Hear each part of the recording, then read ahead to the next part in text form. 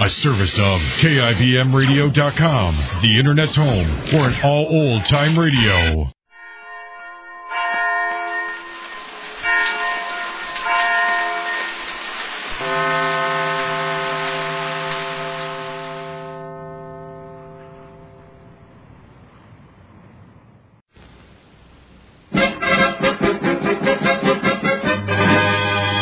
Jerry of the Circus.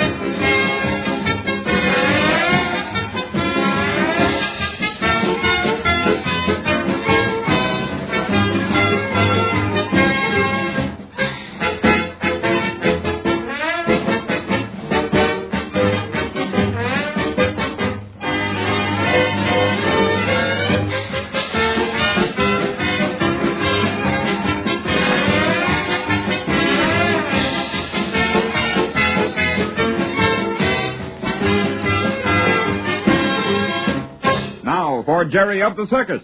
You're sure lucky, Mr. Randall, getting the smartest elephant in the world, isn't he, Tom? I'll say. And imagine sending Miss Keeper all the way over here from Spain. Well, you wouldn't want a valuable pachyderm like that to go around without a chaperone, would you?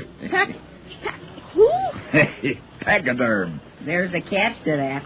I'm afraid to ask what it means. Well, that's an easy one. It means elephant. What's his name, Mr. Randall? El Mundo. Spanish, huh? Mm-hmm. Right the first time. It means the world. Kind of fitting, isn't it? Yeah. See, what did Olson say the trouble was all about? I couldn't quite make it out. Seems that the trainer, the minute he left, he handed over the bull to Olson.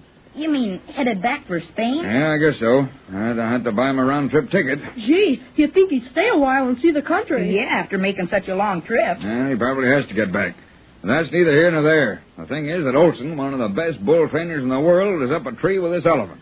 Golly, I thought Olson could handle most any bull. Yeah, so did I. And the funny thing about El Mundo is that he's been all over the world with that European circus, and he's known for being one of the easiest circus elephants in the business. Hey, there's Olson now. He's got the men sweeping off. Oh, yeah. Hey, that must be the new elephant. Golly, he's big. He certainly is. Well, Olson, things going any better? It sure beats me, Mr. Randall. This is the sulkiest bull I've ever handled. Well, how'd you get him to lie down in order to brush him off? Oh, it took me an hour and a half. An hour and a half?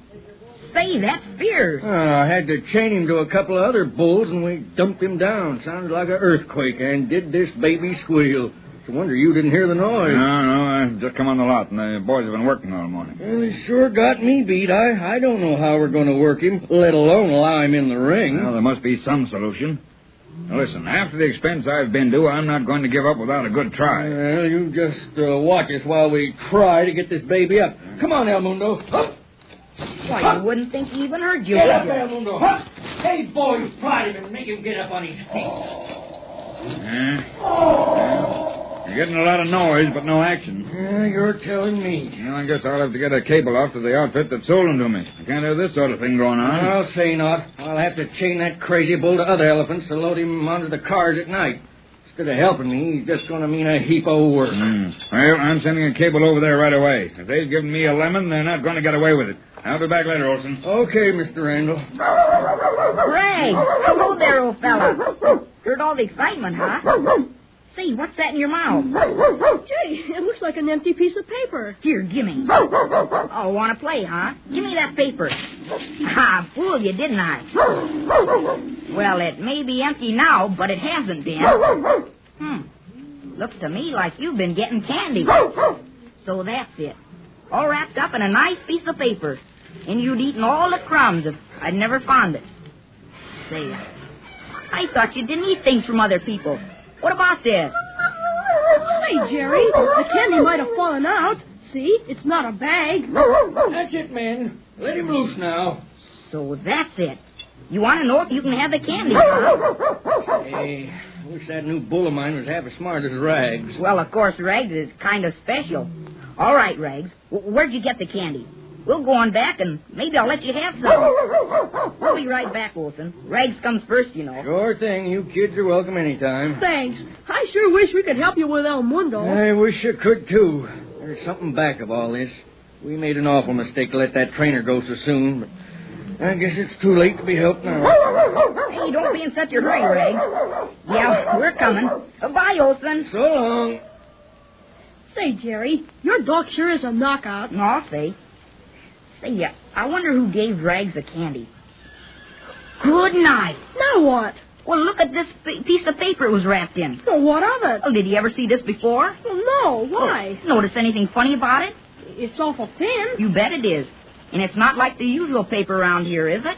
No. Well, it's rice paper. That's what it is. Because when we found that note in Carmen's wagon with a dagger stuck in it, Carmen said that piece of paper was rice paper. No. Honest? Uh-huh.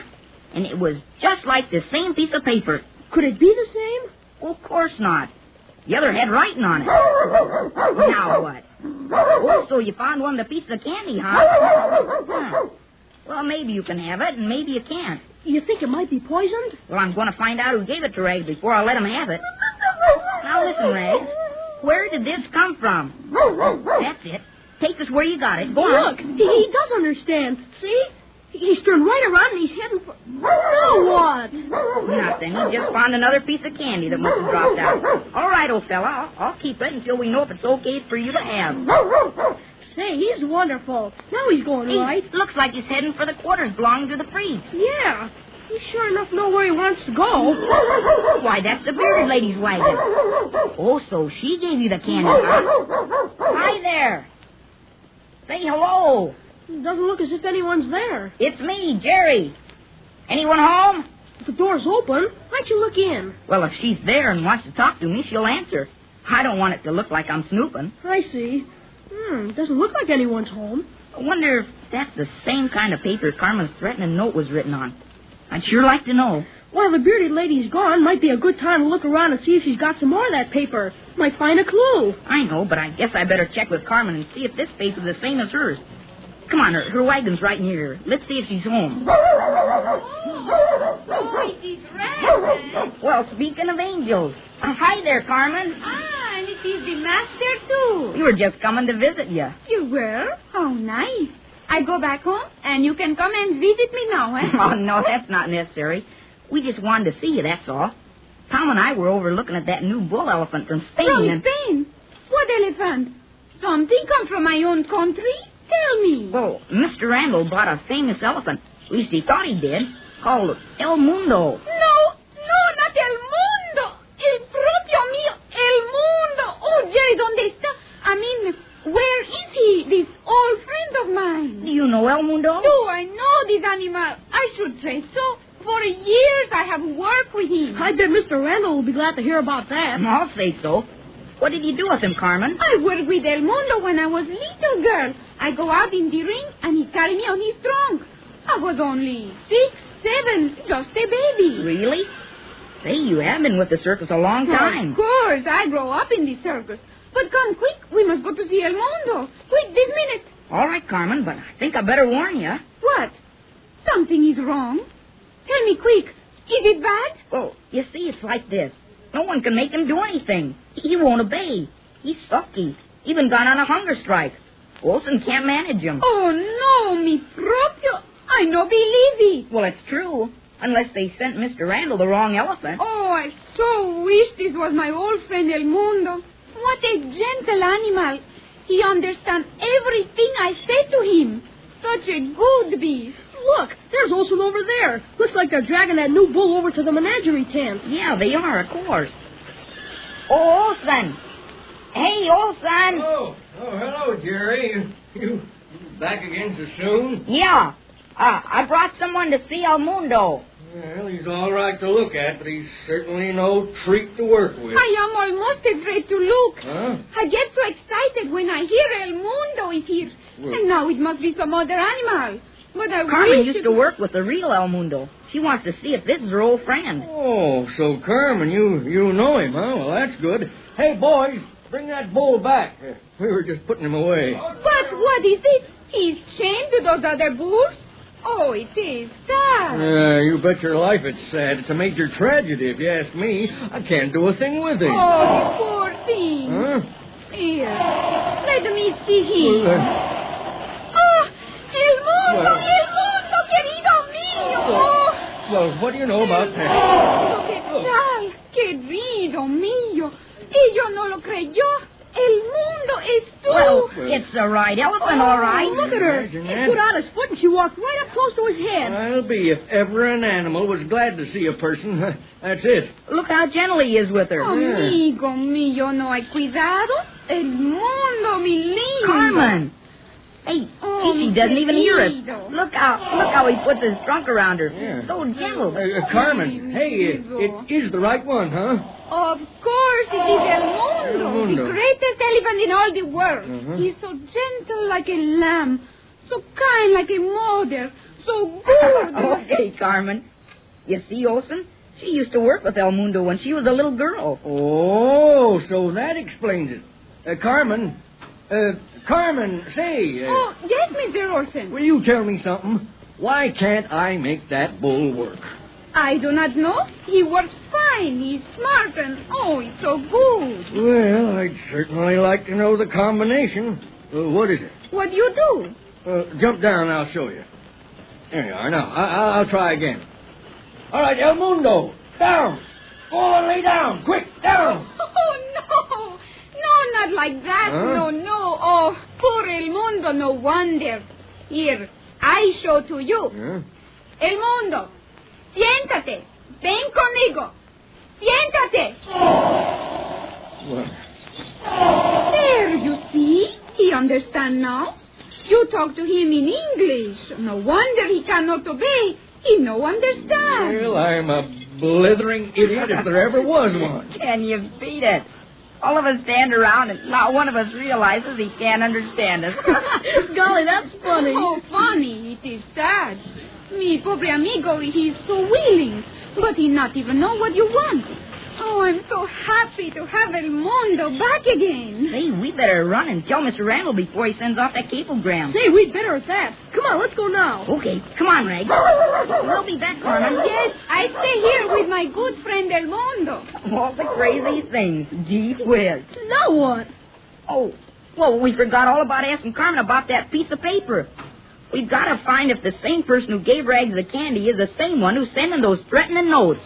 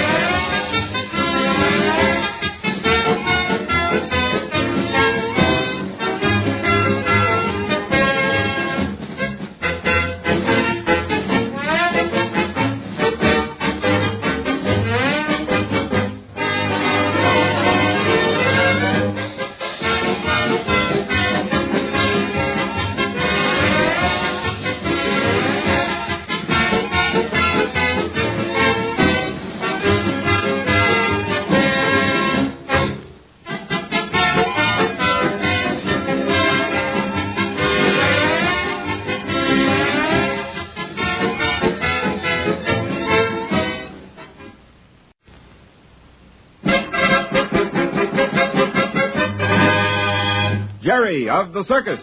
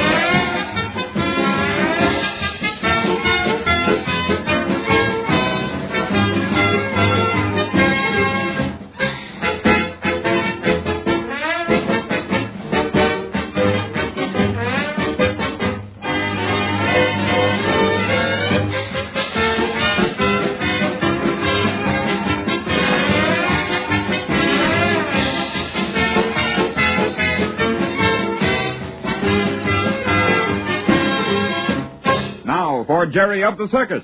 You're sure lucky, Mr. Randall, getting the smartest elephant in the world, isn't he, Tom? I'll say. And imagine sending this keeper all the way over here from Spain. Well, you wouldn't want a valuable pachyderm like that to go around without a chaperone, would you? Who? Pachyderm. There's a catch to that. I'm afraid to ask what it means. Well, that's an easy one. It means elephant. What's his name, Mr. Randall? El Mundo. Spanish, huh? Mm-hmm. Right the first time. It means the world. Kind of fitting, isn't it? Yeah. See, what did Olson say the trouble was all about? I couldn't quite make it out. Seems that the trainer, the minute he left, he handed over the bull to Olson.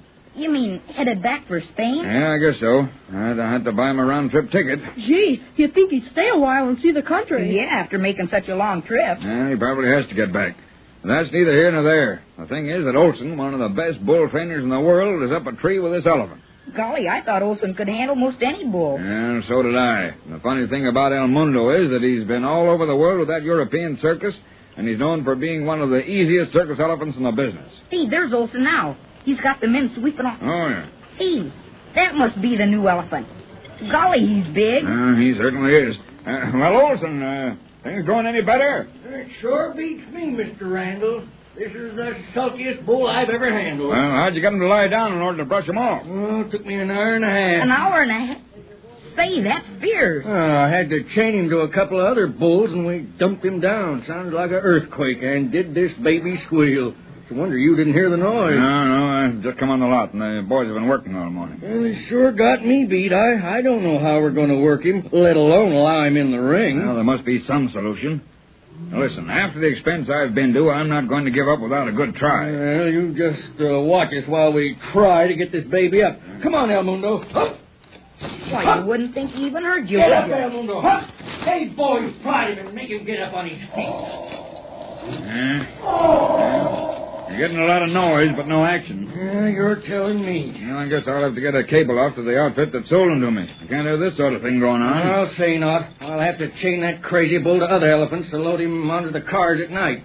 Instead of helping me, he's just going to mean a heap of work. Well, I'm sending a cable over there right away. If they've given me a lemon, they're not going to get away with it. I'll be back later, Olson. Okay, Mr. Randall. Greg, hello there, old fella. Heard all the excitement, huh? Say, what's that in your mouth? Gee, it looks like an empty piece of paper. Here, gimme. Oh, want to play, huh? Give me that paper. Ah, fooled you, didn't I? Well, it may be empty now, but it hasn't been. Looks to me like you've been getting candy. So that's it. All wrapped up in a nice piece of paper. And you'd eaten all the crumbs if I'd never found it. Say, I thought you didn't eat things from other people. What about this? Say, Jerry, the candy might have fallen out. See, it's not a bag. That's it, men. Let him loose now. So that's it. You want to know if you can have the candy, huh? Hey, I wish that new bull of mine was half as smart as Rags. Well, of course, Rags is kind of special. All right, Rags. Where'd you get the candy? We'll go on back, and maybe I'll let you have some. We'll be right back, Olson. Rags comes first, you know. Sure thing. You kids are welcome anytime. Thanks. I sure wish we could help you with El Mundo. I wish I could, too. There's something back of all this. We made an awful mistake to let that trainer go so soon, but I guess it's too late to be helped now. Hey, don't be in such a hurry, Rags. Yeah, we're coming. Bye, Olson. So long. Say, Jerry, your dog sure is a knockout. No, I'll say. Say, I wonder who gave Rags the candy. Good night. Now what? Well, look at this piece of paper it was wrapped in. Well, what of it? Oh, did you ever see this before? Well, no. Why? Notice anything funny about it? It's awful thin. You bet it is. And it's not like the usual paper around here, is it? No. Well, it's rice paper. That's what it is. Because when we found that note in Carmen's wagon with a dagger stuck in it, Carmen said that piece of paper was rice paper. No. Honest? Uh-huh. And it was just like the same piece of paper. Could it be the same? Well, of course not. The other had writing on it. Now what? Oh, so you found one of the pieces of candy, huh? Well, maybe you can have it, and maybe you can't. You think it might be poisoned? Well, I'm going to find out who gave it to Rags before I let him have it. Now listen, Rags. Where did this come from? That's it. Take us where you got it. Go on. Look, he does understand. See? He's turned right around and he's heading for... Now what? Nothing. He just found another piece of candy that must have dropped out. All right, old fella. I'll keep it until we know if it's okay for you to have. Say, he's wonderful. Now he's going right. Looks like he's heading for the quarters belonging to the freaks. Yeah. He sure enough know where he wants to go. Why, that's the bearded lady's wagon. Oh, so she gave you the candy, huh? Hi there. Say hello. It doesn't look as if anyone's there. It's me, Jerry. Anyone home? If the door's open, why'd you look in? Well, if she's there and wants to talk to me, she'll answer. I don't want it to look like I'm snooping. I see. It doesn't look like anyone's home. I wonder if that's the same kind of paper Carmen's threatening note was written on. I'd sure like to know. While the bearded lady's gone, might be a good time to look around and see if she's got some more of that paper. Might find a clue. I know, but I guess I better check with Carmen and see if this paper's the same as hers. Come on, her wagon's right near her. Let's see if she's home. Oh, it is Rags. Well, speaking of angels, hi there, Carmen. Ah, and it is the master, too. We were just coming to visit you. You were? How nice. I go back home, and you can come and visit me now, eh? Oh, no, that's not necessary. We just wanted to see you, that's all. Tom and I were over looking at that new bull elephant from Spain. From Spain? What elephant? Something come from my own country? Tell me. Well, Mr. Randall bought a famous elephant. At least he thought he did. Called El Mundo. No, not El Mundo. El propio mío, El Mundo. Oh, Jerry, ¿dónde está? I mean, where is he, this old friend of mine? Do you know El Mundo? Do I know this animal? I should say so. For years I have worked with him. I bet Mr. Randall will be glad to hear about that. I'll say so. What did you do with him, Carmen? I worked with El Mundo when I was little girl. I go out in the ring, and he carry me on his trunk. I was only 6, 7, just a baby. Really? Say, you have been with the circus a long time. Of course, I grow up in the circus. But come quick, we must go to see El Mundo. Quick, this minute. All right, Carmen, but I think I better warn you. What? Something is wrong. Tell me quick. Is it bad? Well, you see, it's like this. No one can make him do anything. He won't obey. He's sulky. Even gone on a hunger strike. Wilson can't manage him. Oh, no, mi propio. I no believe it. Well, it's true. Unless they sent Mr. Randall the wrong elephant. Oh, I so wish this was my old friend El Mundo. What a gentle animal. He understands everything I say to him. Such a good beast. Look, there's Olson over there. Looks like they're dragging that new bull over to the menagerie tent. Yeah, they are, of course. Oh, Olson. Hey, Olson. Oh, hello, Jerry. You back again so soon? Yeah. I brought someone to see El Mundo. Well, he's all right to look at, but he's certainly no treat to work with. I am almost afraid to look. Huh? I get so excited when I hear El Mundo is here. Well, And now it must be some other animal. But I Carmen wish used it to was... work with the real El Mundo. She wants to see if this is her old friend. Oh, so Carmen, you know him, huh? Well, that's good. Hey, boys, bring that bull back. We were just putting him away. But what is it? He's chained to those other bulls? Oh, it is sad. You bet your life it's sad. It's a major tragedy, if you ask me. I can't do a thing with him. Oh, the poor thing. Huh? Here, let me see him. El Mundo, querido mío. Well, what do you know about that? ¿Qué tal? Querido mío. Ella no lo creyó. El Mundo es tú. Well, it's the right elephant, all right. Look at her. Imagine He that. put out his foot and she walked right up close to his head. I'll be if ever an animal was glad to see a person. That's it. Look how gentle he is with her. Amigo mío, no hay cuidado. El Mundo, mi lindo. Carmen. Hey, Oh, she mi doesn't even hear us. querido. Look how he puts his trunk around her. Yeah. So gentle. Carmen, hey, it is the right one, huh? Of course, it is El Mundo, El Mundo. the greatest elephant in all the world. Uh-huh. He's so gentle like a lamb, so kind like a mother, so good. Okay, Carmen. You see, Olson? She used to work with El Mundo when she was a little girl. Oh, so that explains it. Carmen, say, Oh, yes, Mr. Olsen. will you tell me something? Why can't I make that bull work? I do not know. He works fine. He's smart and, oh, he's so good. Well, I'd certainly like to know the combination. What is it? What do you do? Jump down and I'll show you. There you are. Now, I'll try again. All right, El Mundo, down. Go and lay down. Quick, down. Oh, no. No, not like that. Huh? No. Oh, poor El Mundo, no wonder. Here, I show to you. Yeah? El Mundo, siéntate. Ven conmigo. Siéntate. Well, There, you see? He understands now. You talk to him in English. No wonder he cannot obey. He no understand. well, I'm a blithering idiot if there ever was one. Can you beat it? All of us stand around and not one of us realizes he can't understand us. Golly, that's funny. Oh, funny. It is sad. Mi pobre amigo, he is so willing, but he not even know what you want. Oh, I'm so happy to have El Mundo back again. Say, we better run and tell Mr. Randall before he sends off that cablegram. Say, we'd better at that. Come on, let's go now. Okay, come on, Reg. We'll be back, Carmen. Yes, I stay here with my good friend El Mundo. All the crazy things. Gee whiz. Now what? Oh, well, we forgot all about asking Carmen about that piece of paper. We've got to find if the same person who gave Rags the candy is the same one who's sending those threatening notes.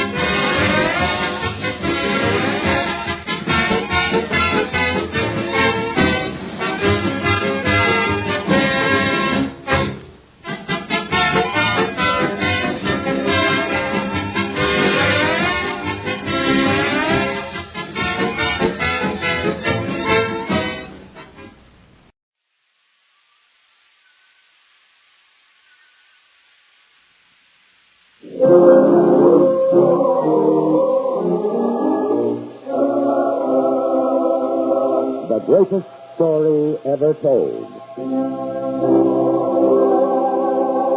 Presented by the Goodyear Tire and Rubber Company.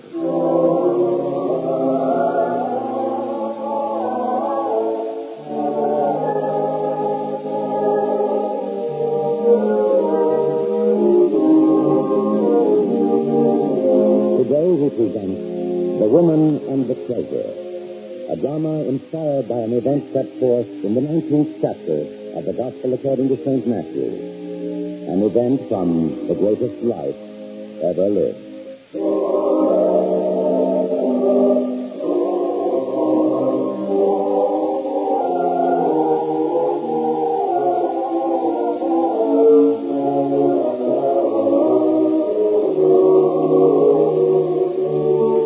The great marble palace of Pontius Pilate, Roman procurator for all Judea, is lit by many torches at night, and the music of a great party fills the huge banquet hall. It is a night of feasting and laughter, and many men of importance in Jerusalem are in attendance. There are officials from Rome, dignitaries from Alexandria, Greece, Phoenicia, and also many of the important men of commerce of the province itself. Now, one of the important men from Jerusalem turns to his wife to say, "Oh, my dear, am I mistaken, or does Pilate have beckoned to you? Pilot, then? You mean Claudia herself wants to attack my account? Why should she? Why shouldn't she? Who in this room is better gowned? Whose jewels sparkle more brightly? You think she's jealous, then? I told you it was dangerous to wear all those jewels. The Romans could see them. It only creates envy. And pity those whom the Romans envy. I'm sure now. She is beckoning to me. No, you can't pretend you don't notice. That will only make her angry. You better go and see what she wants. Yes, Milton.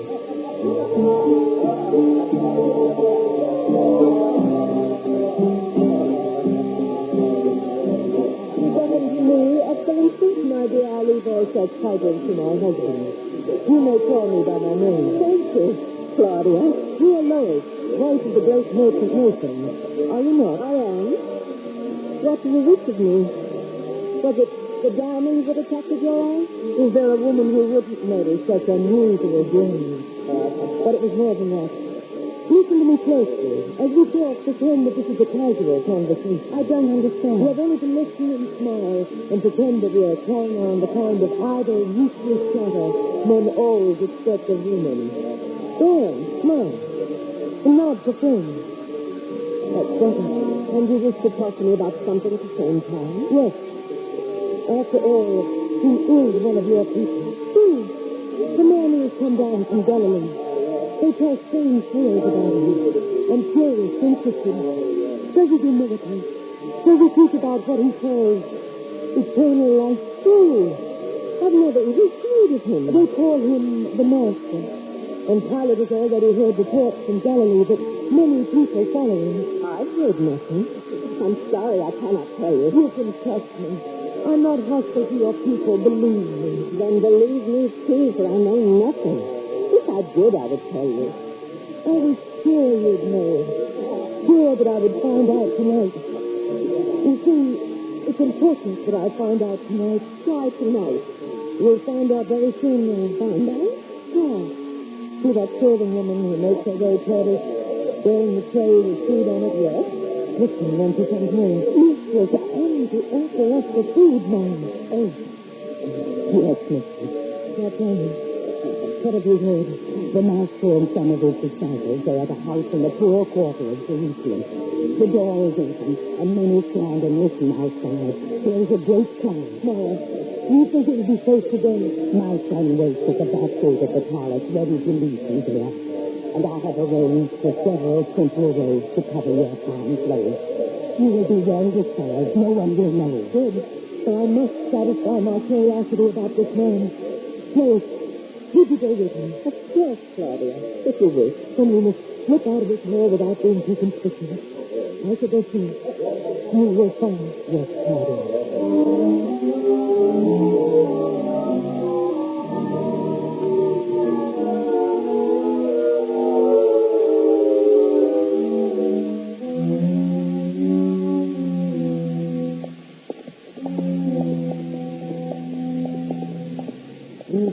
Could hide his breath. It would not do for one wearing such clothes as mine to wander through the city at this hour without the protection of such a simple disguise. Nor will it do to be overheard. Oh, Confucius, what are you doing here? Excellency, that sounds just a question both of us could be called upon to answer. I asked you what you were doing here. Remember, this is my palace. Of course. Well, my efforts to slip away from the party do cast suspicion on my actions, but I am neither ashamed nor apologetic. I am on my way to seek out a prophet in Galilee. I've heard strange things about him. I want to see and hear for myself. You too? Don't tell me that you, a Roman, also goes looking. I give you my word, Justin, for that's where they're going. In that case, shall the three of us go together? I have word as to the place you'll find him. Come, I'll lead the way.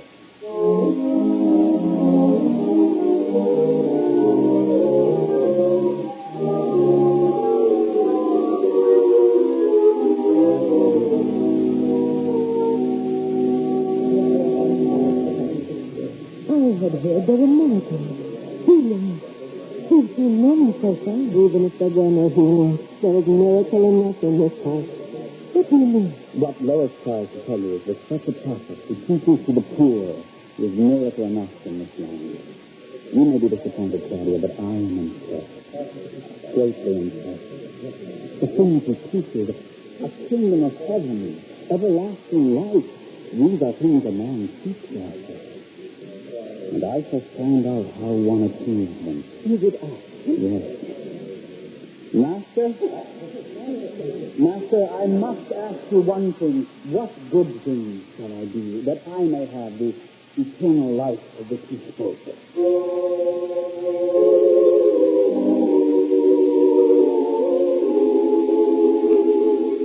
If thou wilt enter into life, keep the commandments. The commandments? Which commandments, Master? Thou shalt do no murder. Thou shalt not steal. Thou shalt not bear false witness. Honor thy father and thy mother, and thou shalt love thy neighbor as thyself. These commandments? By all these things I have lived by since my youth. Yet it seems I lack something. What is it I still lack, Master? If thou wilt be perfect, go and sell that thou hast, and give to the poor, and thou shalt have treasure in heaven. And come and follow me. Give away all that I have, Master? You don't realize how much I have. No, I couldn't do that. No, I couldn't do that. So, Circus. It's gone. Gone. But because his possessions are so great, he cannot make the sacrifice the Master asked. I wonder, Claudia. Could we? I wonder, too. Only one thing I'm sure. I shall never forget this night. Or him.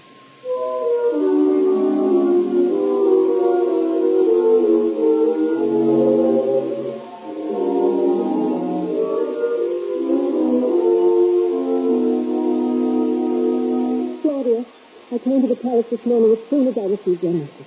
Is there some trouble? I don't know, Lane. I didn't sleep last night. No, First I kept hearing his words. Then it was as though I could see him standing before me and beckoning to me. I know. I was restless too. I rose from my couch and stood on the balcony, staring out into the darkness of the dawn time. I thought of Josephus and the way he went away from the Master's presence. Sorrowful, yet unable to part with his possession. I thought of the words the Master spoke to me. And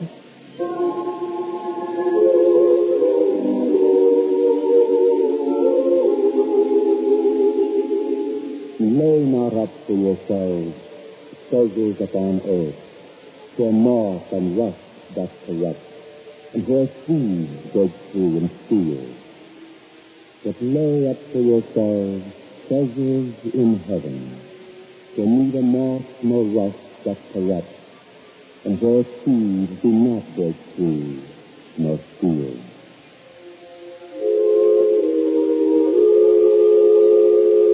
I thought of those words. And this morning I took out of the drawer chest the gems I wore last night. I looked at them, held them up in the sunlight. I saw them sparkle and glow like flames. And I thought, these treasures are earthly treasures. And the master said to give them up. Yet I love. I can sit and stare at them by the hour and find new lights to admire in them each time. Yes, I know how one can admire you. When we are no different from just people, either. I wonder if we could be. Claudia, suppose we were to sell what we have and give to the poor. That January upon your throat, what could it do for us? This one? No, not this one, sir. This one was brought from across the continent all the way from Cathay. There it had belonged to an emperor. He gave it to his wife at the time of their marriage. Why, this had been a royal gem for 1,000 years before my husband bought it from me. I couldn't part with this one. Then the gem you wear on your finger? That's it. You hesitate again? This is one of my favorites. I know. I was asking because I wanted to select one of my own gems that I might sell. And each somehow turned out to be my favorite, too, for one reason or another. I lack the courage to give up any one of them. So I thought if you could sell them, I might gain courage from you and be able to match your sacrifice. When we had both as weak as those people. So I would like to tell you. Here, this ring, I shall give it up. Then I shall give up this ring. What shall we do with the money? My maidservant will know where charity is needed among the poor of Jerusalem. The money we receive from these will be used to help them. Is it agreed? Yes. Wait 1 moment. Let me have one last look at you. Look. It's perfect. Give it to me before you change your mind. Yes. Do you realize, Claudia, that we give up only a small part of what we have? Oh, no. The master expected more than that. He asked more of their secrets. Yes. And so we make a bargain. This will be only the first of what we shall give up. From now on, each of us will match the sacrifice of the other. I promise you. And now I'll find out how much these 2 gems will be. And the money will be given to the people. Only, Claudia, let me have one more look at the dream before it is sold.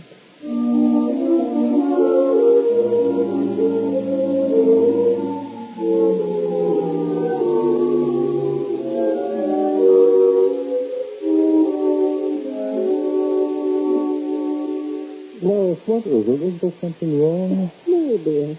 At the meal this evening, you ate very little. She's not even to know that there was food before you. I was not very hungry. That is obvious. Something else is obvious, too. Ever since the night of Pilate's banquet, you've not been the same. Was it something Claudia said to you? Did she say something that caused you to worry? Something you keep from me because you think I might worry, too? Please, Nathan, please don't drive me with questions. I see, then there is something to worry about. No. Know what you can tell me. You've not become involved in any court intrigue, have you? Yes, no. You've not found it necessary to give up any of your jewels to keep gossiping tongues from wagging, have you? Give up jewels? What do you know about that? I know there's one missing. The one that used to be so proudly worn on this finger. When you noticed. The first day I noticed it was missing, I thought you'd forgotten to wear it. But knowing how much you loved rings, I knew there was something wrong, and the ring was missing from your hand on the 2nd and 3rd day. So what happened to you? You won't be angry with me. Have I ever been angry with you without reason? Nathan, I'm afraid you will be angry this time. I'm waiting to hear it. The night of the banquet, Claudia and I went to hear the master. You must have heard of him, the man from Galilee. I've heard. Yes? We were so impressed by him and what he said about the real treasures of this life that Claudia and I made a pact. We would each sacrifice earthly treasure in equal proportions to do good with the money. I see. The ring was the first. And now I understand. You're not angry. Shall a man be angry if he discovers his wife has kind and charitable instincts? Far from being angry, I'm proud of you, my dear. Very proud. And perhaps now you will be angry. Is something else? I have discovered something about myself, Nathan. I am not kind. I am not charitable. No matter what good may be done with the money, I would rather have the gem back. Oh? Yes. I would rather be able to admire it and hold it and wear it than to measure it as cold, and I don't understand it. I'm sorry. Yes, see? Some ideas it means so much to you, perhaps something can be done about it. The gem may not yet be sold. If it is, I may be able to buy it back. Please, don't cry. I'm not proud of you anymore. You must despise me now. I love you, my dear. And better than that, I understand you. I admit now I was surprised when you told me that you'd given up one of the gems. I didn't think that was like you. I used to have it back. Now, will you stop crying? There's more, Nathan. What do you mean? Claudia and I, we had agreed that we would continue to sell our gems. Each of us giving up one gem at a time. I see. Well, there, I cannot help you. You must put an end to this arrangement as you began it, by yourself. As for the ring, I'll try to find out who has it now. That's all I can do.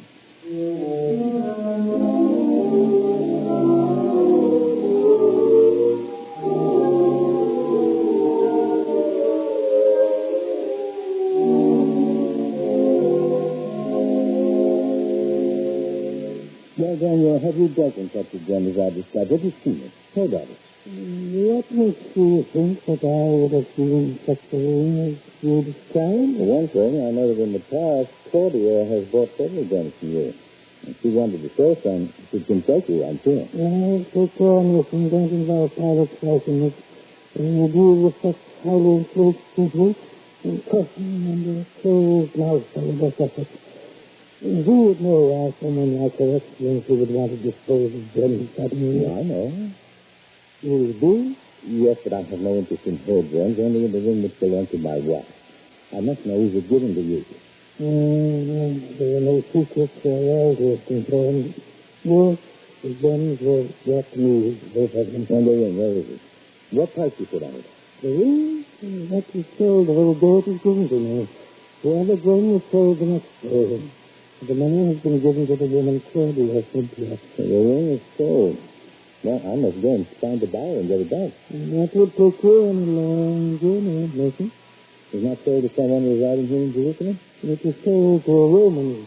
On the same day, he left here. He's already on a ship bound for Rome. I see.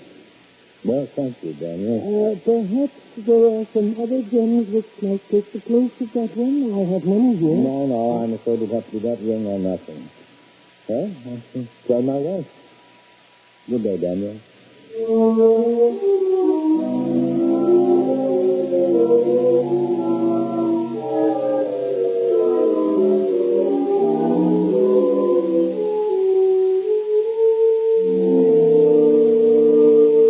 So it was sold to a man who's already started back to rent. The ring is gone, my dear. I see. I'm sorry, Lord. But sometimes it's not always possible to undo a hasty and ill-considered action. You don't really believe it was hasty and ill-considered, do you?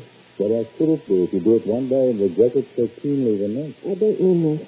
Please, Earth, I don't understand you. You didn't think my action hasty and ill-considered. You were proud of me for that moment when you thought I was unselfish and honestly interested in the welfare of others. Weren't you? Yes, I was proud of you. And now you must be very disappointed to find out that I'm selfish and unable to think of anything or anyone but myself. You may tell me the truth, Nathan. You want me to hate you, don't you? I want to know the truth, Nathan. All right. You are selfish and spoiled. Nevertheless, the precious things that make you believe each other sometimes. Now you've heard it. I wanted to hear it. And yet it's very remarkable that what you said hasn't changed me at all. Not any more than what he said. Perhaps his words were meant to people stronger than you are. But we must deal in realities, Lois. You have something you must do. Claudia? Yes. I depend no little on pilot favors in my business. You're not too well for him to know that you've disappointed Claudia. So you must go to her and ask to be released from your promise. Do it tactfully and without angering her. You understand? What if she refuses? We'll talk about that later. If she does refuse.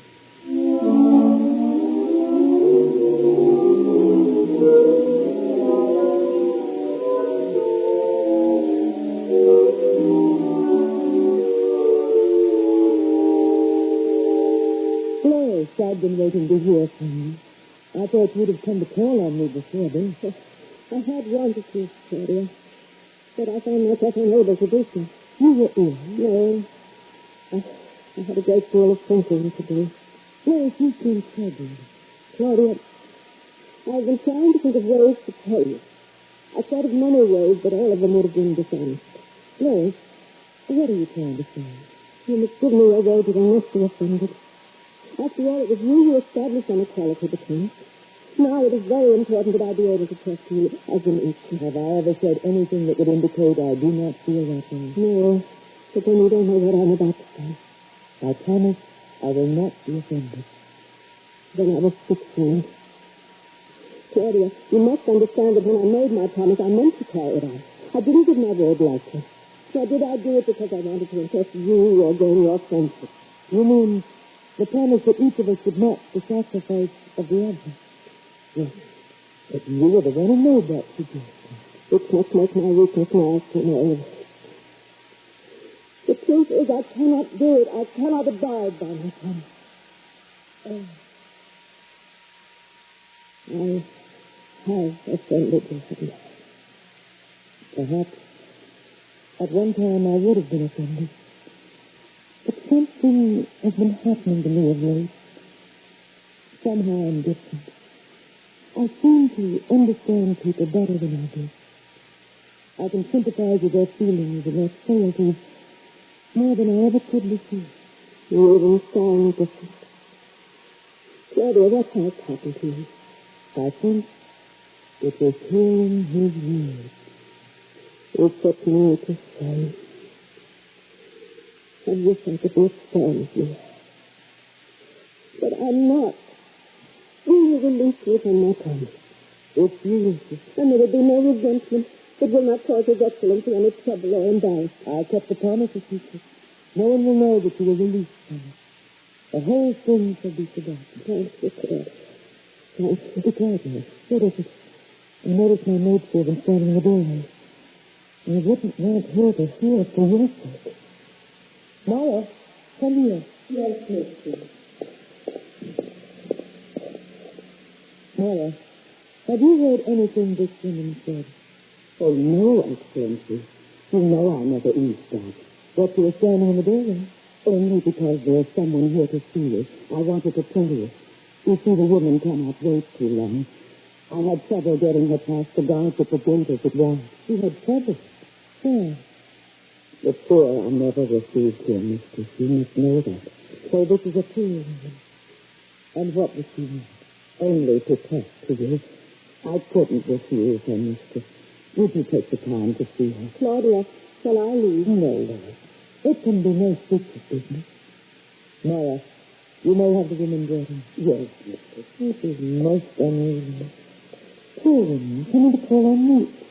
Yes, mistress. This is the woman.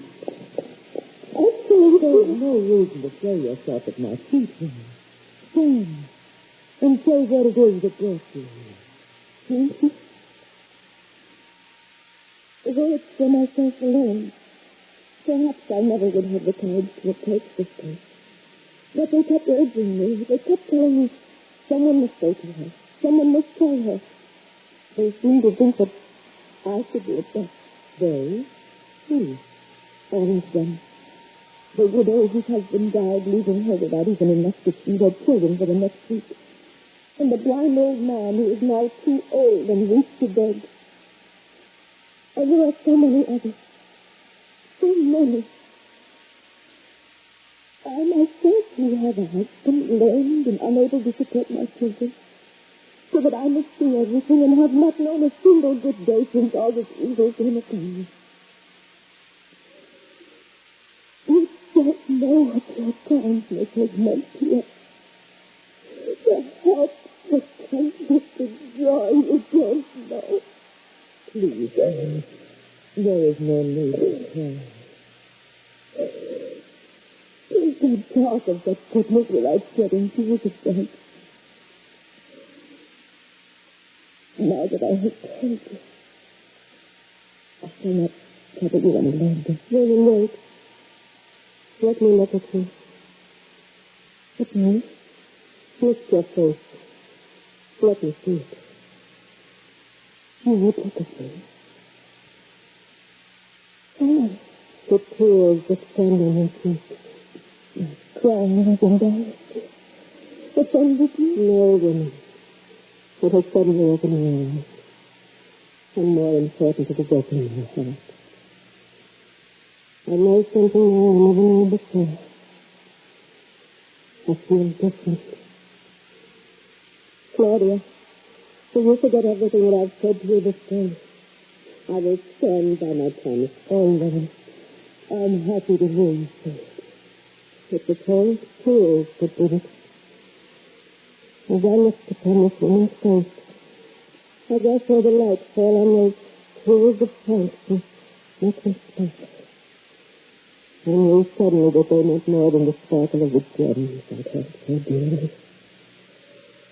There is no warmth in the treasures of this earth, no satisfaction, nothing which can compare with the happiness of this good woman. Claudia, I am ready to live by the Master's word and to give up earthly pleasure for his pleasure.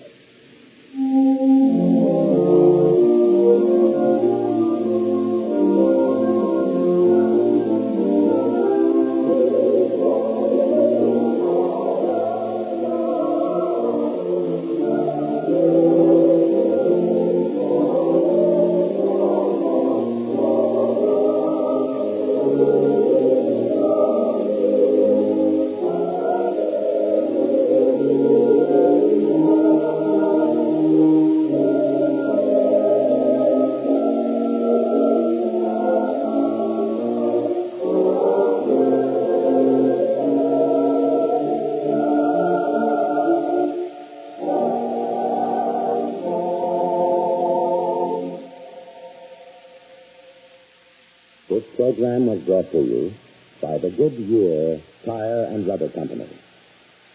Next week on the same network at this time, we will present And It Giveth Life, a drama inspired by the 5th chapter of the Gospel according to St. Matthew. Another episode in the greatest story ever told from the greatest life ever lived.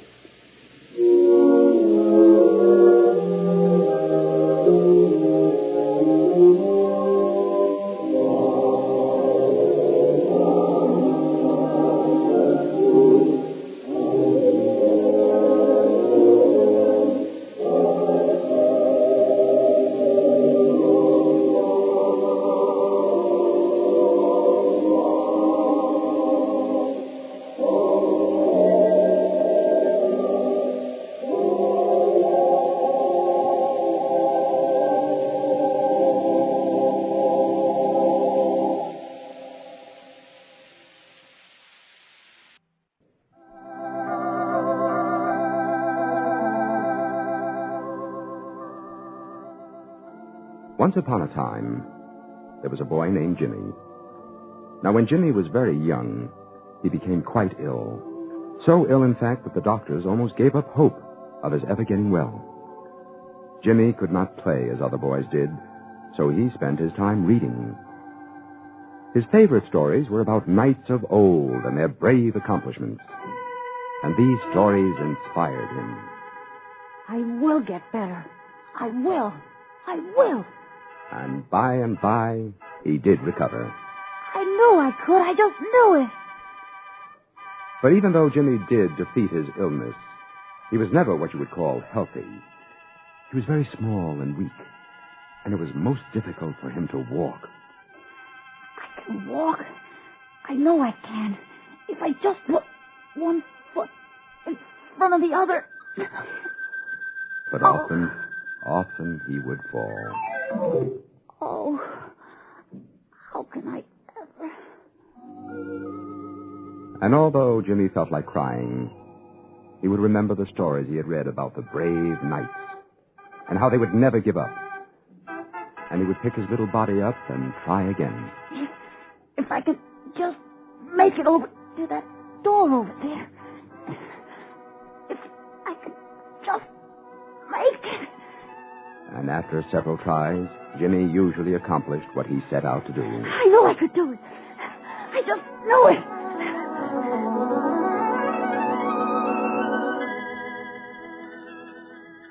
When Jimmy was about 12, his family moved to a new neighborhood. It saddened Jimmy to say goodbye to all his old friends, for they were the people who understood him and admired him for what he had overcome. Goodbye. Goodbye, everybody. I'll write to you. Now, none of his new neighbors knew or cared about Jimmy. They did not know how he had suffered and how he overcame great odds just to be able to exist as you and I do.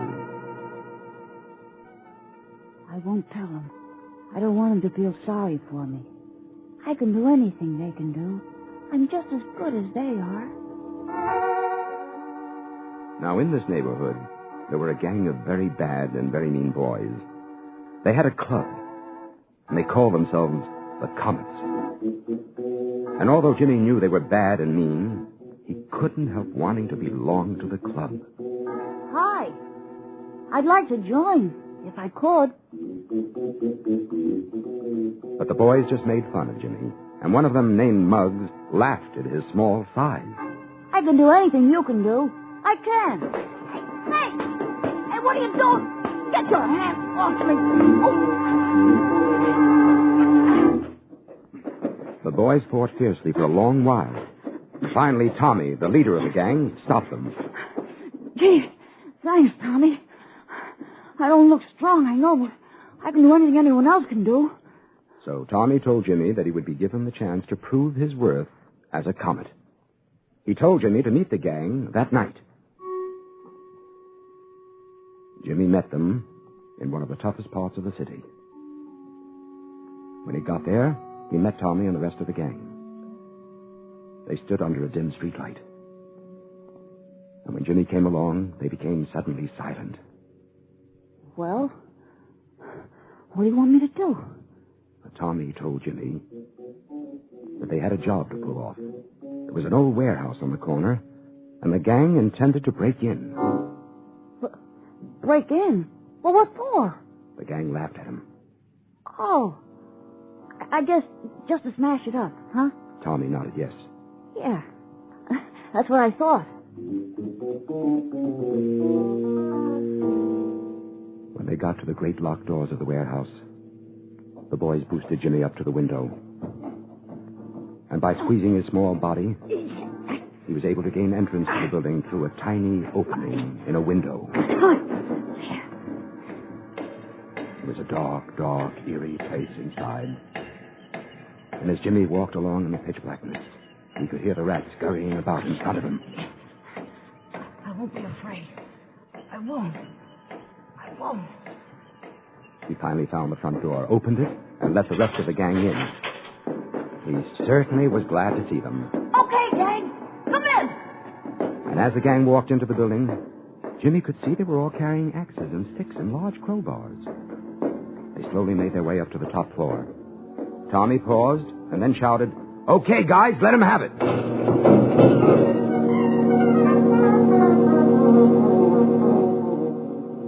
And as Jimmy watched, he saw the gang smash the walls and windows of the old building. And suddenly, he was disgusted with what he was doing. I'm getting out of here. Jimmy turned to go, but suddenly he heard something. He looked up, and to his horror saw that the ceiling was beginning to give way. Hey, fellas, look out! But they were making far too much noise to hear him. Fellas, the ceiling!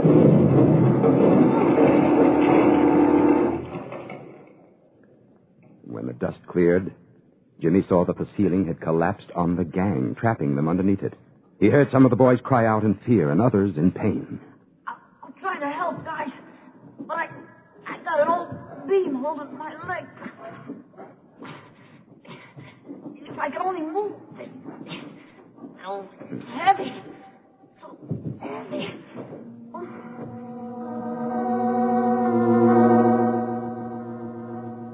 Jimmy struggled for a long, long time, but it was no use.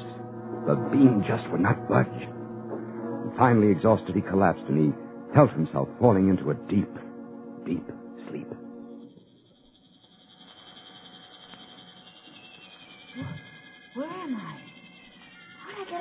closed. I don't remember. There was something about a big building. Ceiling. No, I can't remember. And as he walked along the road, he could see a town up ahead. What a strange-looking little village. Like something out of one of the storybooks I used to read. What are these clothes I'm wearing? They're changed. They're like the clothes people used to wear in the days of the night. And suddenly Jimmy stopped. For directly ahead of him, sitting astride a beautiful white horse, was a tall, handsome, strong man. He was dressed in armor. And it was almost as if light was pouring from him. Hello? Hello? Hello, little fellow. What are you doing here? Oh, I don't know. I can't remember. I seem to be lost. There's a town up ahead. You'll care to ride there with me? I'd love to.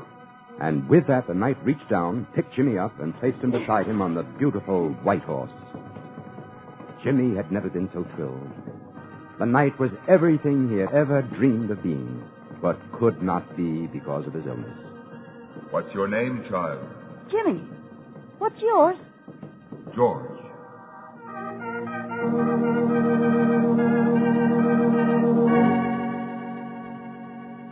Now, when they got to the town, the knight led Jimmy off at the inn, and promising to return someday, rode on. The innkeeper looked at Jimmy suspiciously. You say you don't know who you are or how you got here? No, sir. But I'm sure I'll remember soon. Well, you may have a room, but only for a fortnight. Then you'll have to get out. Why? Why? Because the king is coming to visit this town then, and he'll need the entire inn for himself, his daughter, the Princess Ellen, and their servants and guards. Oh, I see. Well, I'm sure I'll be able to remember and find my way back home by then. Help! Help, for the love of God, hear me, help! Jock, what is it? Horrible. Outside in the lake by the woods. Oh, so horrible. What? It's too hideous to describe. Come, look.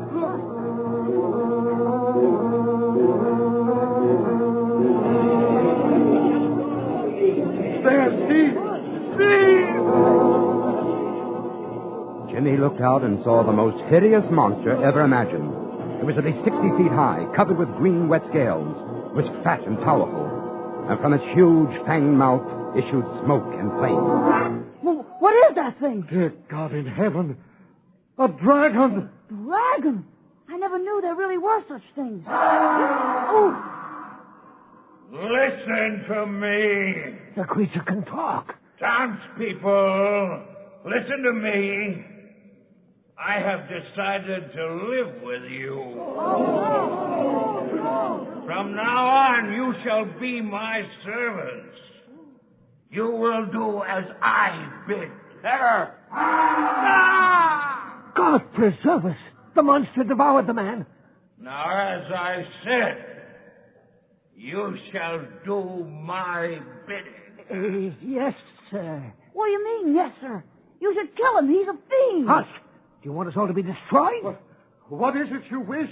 Oh, great one. My needs are uncomplicated. My diet is simple. I have much food in my hotel. You haven't my type of food, good friend. Not my type. What do you dine upon? Every evening at sundown, I wish brought before me one fresh young child. Well, surely you can't mean... I mean just that. Now go, bother me no more today. But tomorrow, see that I am well served.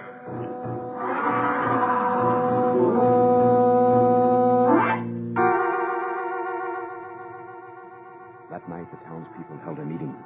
All tried to come up with solutions to the terrible problem. I say we try to scare him away. Get clubs, sticks, and stones. Attack him. So the next day, the townspeople, armed to the teeth, went out to the lake. But their pitiful weapons were no use, and driven back, they were forced to offer the first child, the baker's son. And again that night, they held another meeting. Our weapons are futile against this monster, but this cannot go on. Perhaps we can reason with it, convince it of the foulness of its deeds. Aye, but who will speak? I shall try.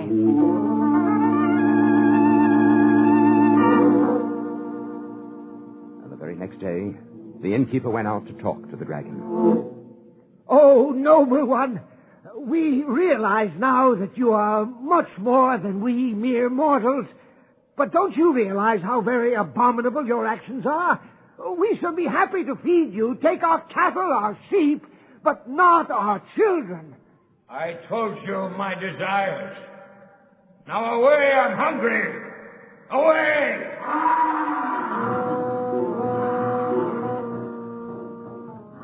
And that night, another child was given to the monster.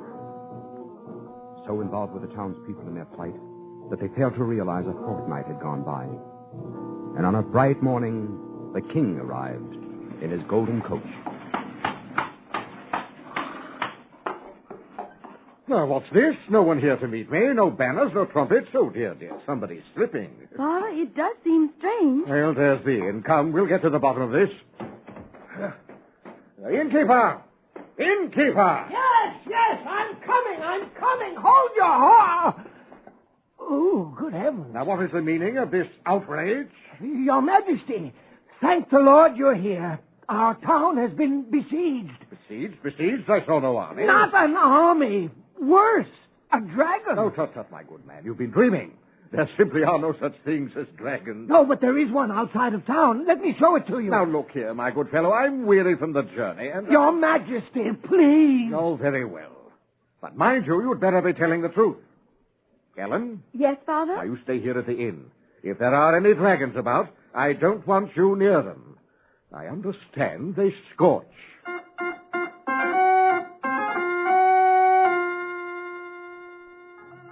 So the innkeeper got into the coach and rode off with the king. Jimmy showed Ellen to her room. It seemed that Jimmy had never seen a lovelier girl in his life. Here it is. Thank you. Just put my trunk there, boy. Yes, Your Highness. Oh, please, don't call me that bothersome title. It really isn't necessary when Father's not around, you know. What shall I call you? Ellen. And you are... Jimmy. Jimmy, tell me, is it true about the dragon? I'll say it's true. And does he eat children? One a night. Well, Father will put an end to that, I'm sure. I don't know. He's a very powerful dragon. Well, Father is the king. The king can do anything.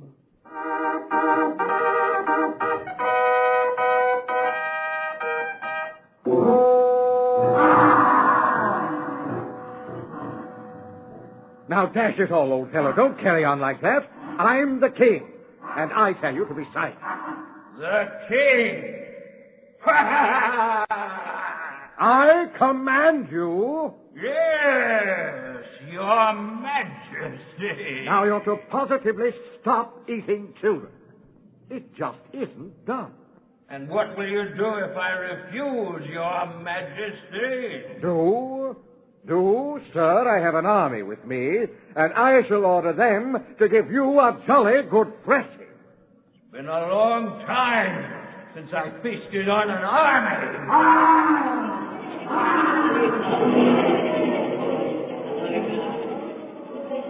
Good Lord.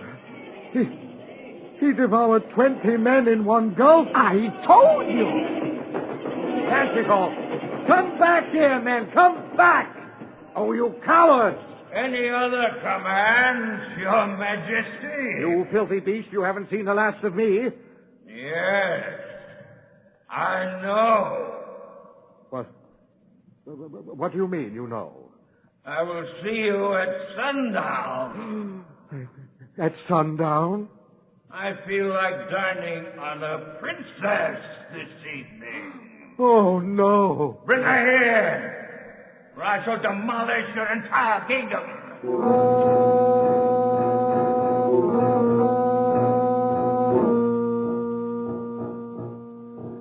And that night, powerless to do anything else, the king sent Princess Ellen, his only daughter, to the inhuman monster that lived in the lake.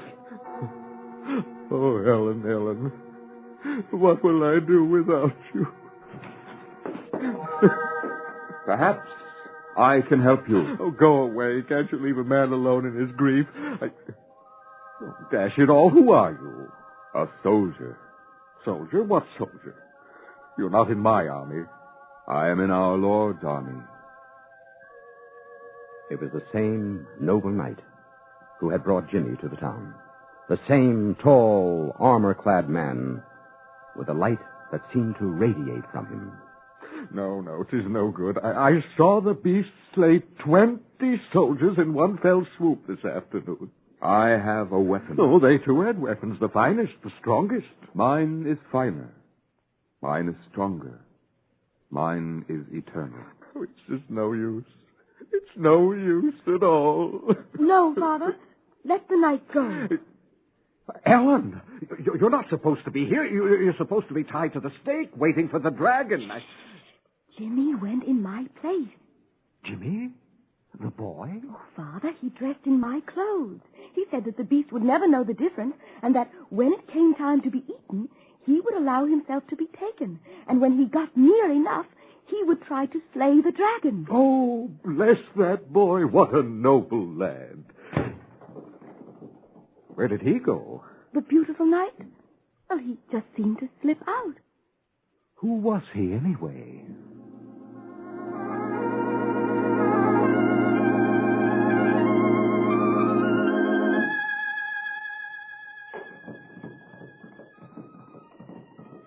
The knight rode out to the dragon. He saw the fiend greedily smacking his lips, getting ready to devour Jimmy, who was dressed in the princess clothes. I'll be brave now. If I can just hold out long enough, keep my head about me, I can stab him right in the eye. It's the knight I met, George. You're a brave young man, Jimmy. I couldn't let her go. I thought I could kill the dragon, but now that I'm here, I know it's impossible. Not impossible, Jimmy. Let me show you the way. What is going on down there? Who are you? What? Princess? Have you a soldier to defend you? Ha ha! I eat soldiers for my porridge.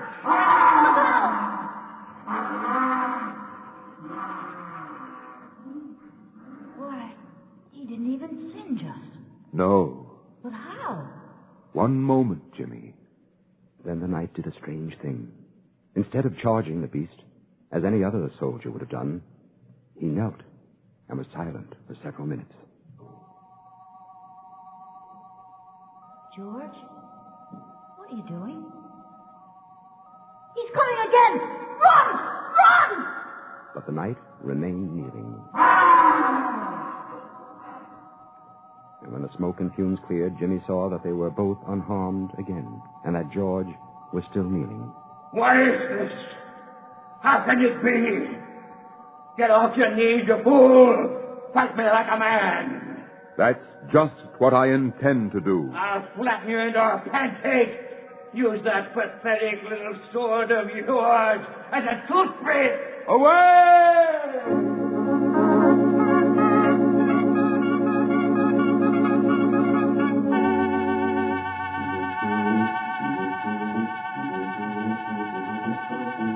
And with that, George sprung to his horse and rode off toward the dragon as directly as an arrow. And when they were both going at a tremendous speed, he stopped short suddenly, and as the dragon whizzed past him, he cut off its head with one blow. And as the monster fell dead, he seemed to dissolve horribly before the eyes of Jimmy and the knight.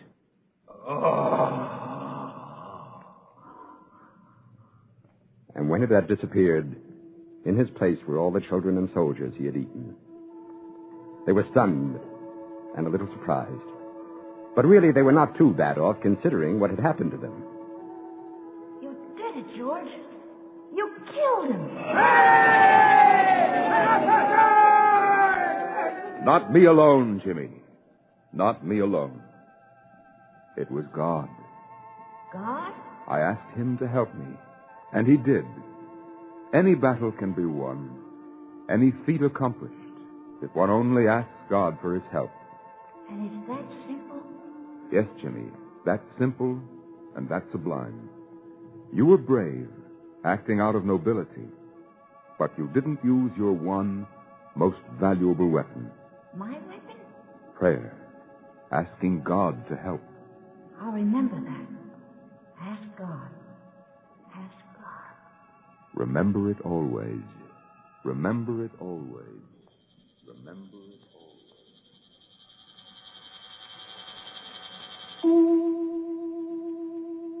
Then a strange thing happened. They were passing the very spot where the knight had found Jimmy only 2 weeks before. And suddenly Jimmy started to remember strange things about a ceiling that collapsed and a gang of boys called the Comets.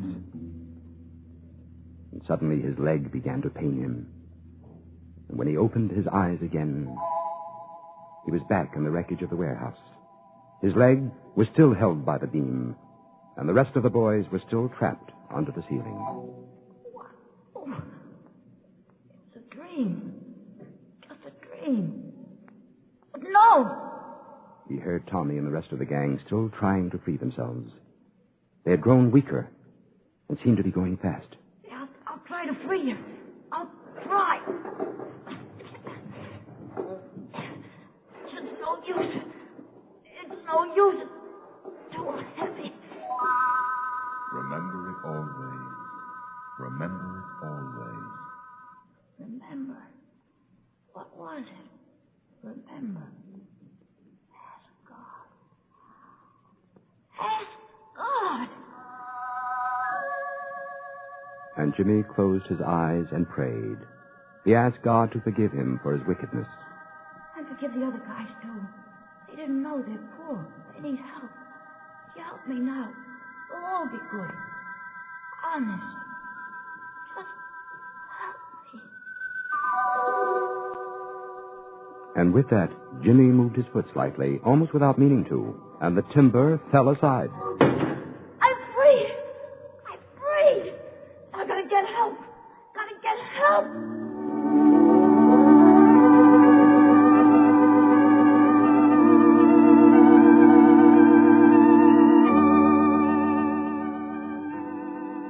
And so the boys were saved. And from that moment on, they did become good boys and fine citizens. For Jimmy taught them what he had learned. And neither they nor Jimmy ever forgot it. Ask God. Always ask God. And any feat can be accomplished. Any battle can be won.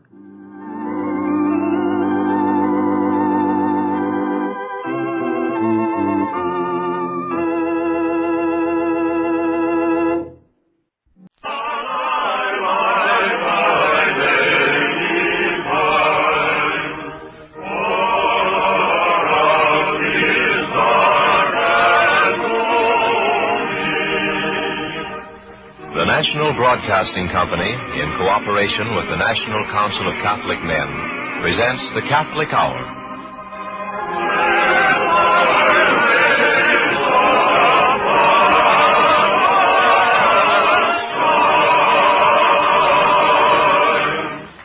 Today's program will consist of music by a unit of the Polish choristers and an address by Monsignor Fulton J. Sheen. First, the choristers will sing the Kyrie and Agnus Dei from the Mass of St. Dominic by Richard Terry.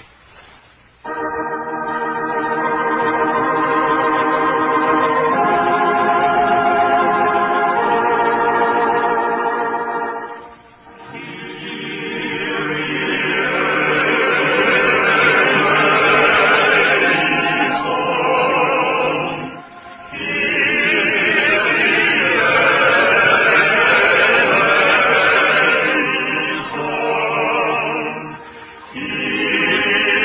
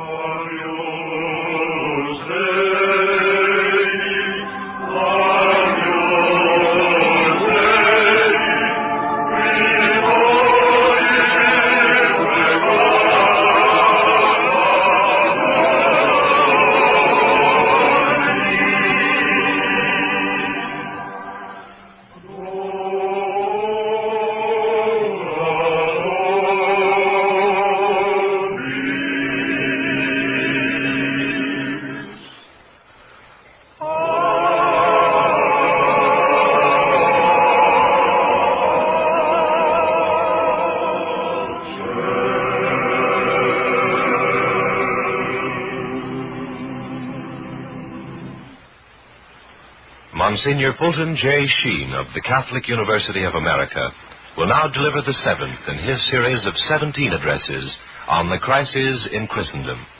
His discourse today is entitled, The Christian Order and the Family. I present Monsignor Sheen.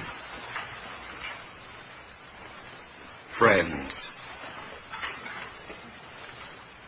the disintegration of the family in our national life is one of our major tragedies. Courtship takes place outside of the home, often in a crowded room with a low ceiling, amid suffocating smoke, whilst listening to a tom-tom orchestra glamored by a girl who invariably cannot sing.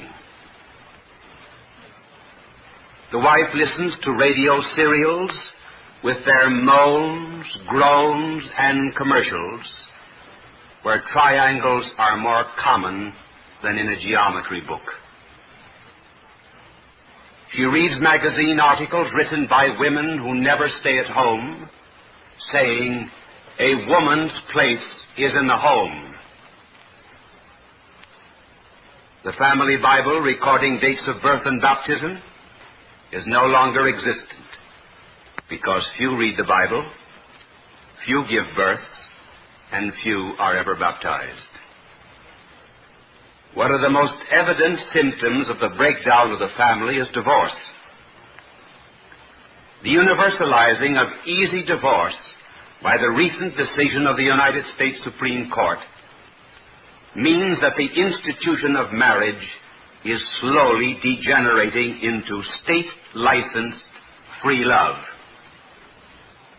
Polygamy and polyandry are recognized today, on condition that husbands and wives, as the case may be, do not harness other husbands or wives together to the coach of their egotism, but that they hitch them up in tandem fashion or single file. If our courts continue to disrupt this natural unity of a nation, they will incapacitate us for international fellowship. For if we destroy this inner circle of loyalty through disloyalty, how shall we build up those larger international circles of loyalty from which world peace is derived?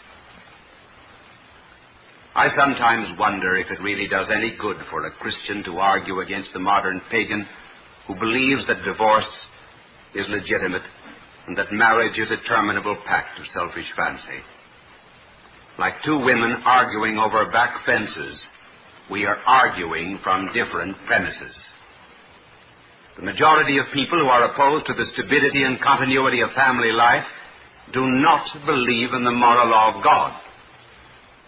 They believe that man is only an animal, or that morality is self-interest, or that if there is a God, he never intended that we should not do as we please. Now, once you start with these principles, then certainly divorce is right. Then certainly we should shirk sacrifices. If we are only beasts and love is sex, then there's no reason in the world why anyone should assume responsibility. But why not go all the way? By the same principle, anything is right if I can get away with it.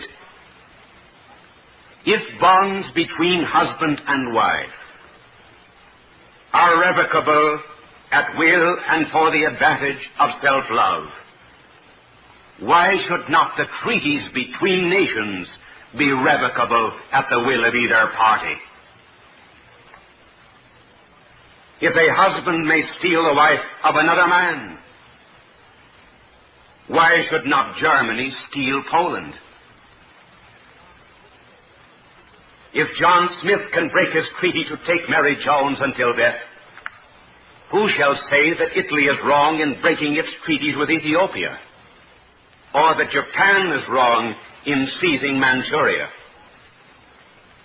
If divorces from marital contracts, why not divorces from international contracts? If in domestic society moderns sneer at marital fidelity as bourgeois virtue, what right have they to ask that bourgeois virtue be recognized in world society. To those who spend life's treasures amidst the ruin of broken fidelities, there will one day come a haunting conscience. As John Davidson put it, your cruelest pain is when you think of all the honey treasure of your body spent, and no new life to show. Though then you feel how people lift their hands against themselves and taste the bitterest of the punishment of those whom pleasure isolates. Sometimes, when darkness, silence, and the sleeping world gives vision scope, you lie awake and see the pale, sad faces of the little ones who should have been your children as they press their cheeks against your windows, looking in with piteous wonder, homeless, famished babes, denied your wombs and bosoms. Now set in contrast to this pagan view of marriage, the 7 principles of the Christian order in the family. First, marriage is one and unbreakable until death, both naturally and supernaturally. Naturally, because there are only 2 words in the vocabulary of love: you and always. You, because love is unique. Always, because love is eternal. Supernaturally, it is unbreakable, because the union of husband and wife is modeled upon the union of Christ and His church, which endures through the agelessness of eternity. Second, the foundation of marriage is love, not sex. Sex is physiological and of the body. Love is spiritual and therefore of the will. Since the marriage contract is rooted not in the emotions but in the will, it follows that when the emotion ceases, the contract is not dissolvable. For the love of the will is not subject to the vicissitudes of passion. In any case, a lifetime is not too long for 2 people to become acquainted with each other.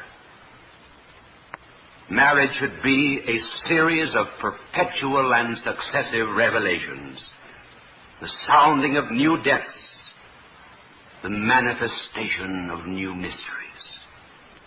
At one time, and at first, there is the revelation of the mystery of the other's incompleteness, which can be known but once, because capable of being completed but once. At another time, the mystery of the other's mind. And later on, the mystery of fatherhood and motherhood, which before never existed. And finally, the revelation of the mystery of being shepherds for little sheep, ushering them into the Christ who is the door of the sheepfold. And third, love by its nature is not exclusively mutual self-giving. It would end in exhaustion, consumed in its own useless fire.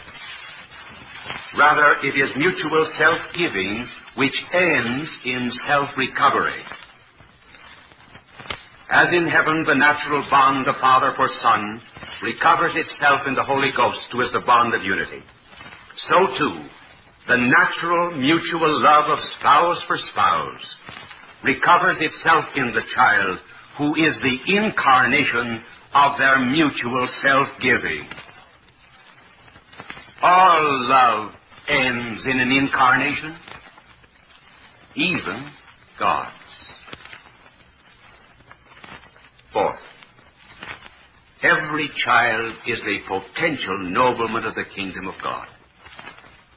And parents are to take that living stone from the quarry of humanity, cut and chisel it by loving discipline and sacrifice, mold it on the pattern of the Christ truth until it becomes a fit stone for the temple of God, whose architect is love. To watch a garden grow from day to day, especially if one has planted the seed himself and cared for it, deepens the joy of living. But it is nothing compared to the joy of watching other eyes grow, conscious of another's image in their depths. And fifth, any time when the first wild ecstasies begin to fade, when the husband might be tempted to believe that another woman is more beautiful than his wife, and the wife might be tempted to believe that another husband is more chivalrous, then it is that God in His providence sends children. In each boy, the wife sees the husband reborn in all of his chivalry and strength. And in each girl, the husband sees the wife reborn in all her sweetness and joy and delicacy.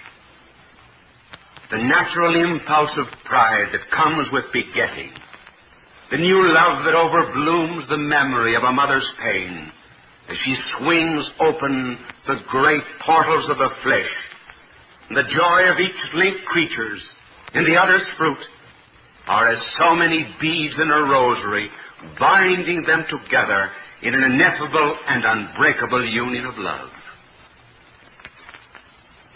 And sixth, if the bringing of children into the world is today an economic burden,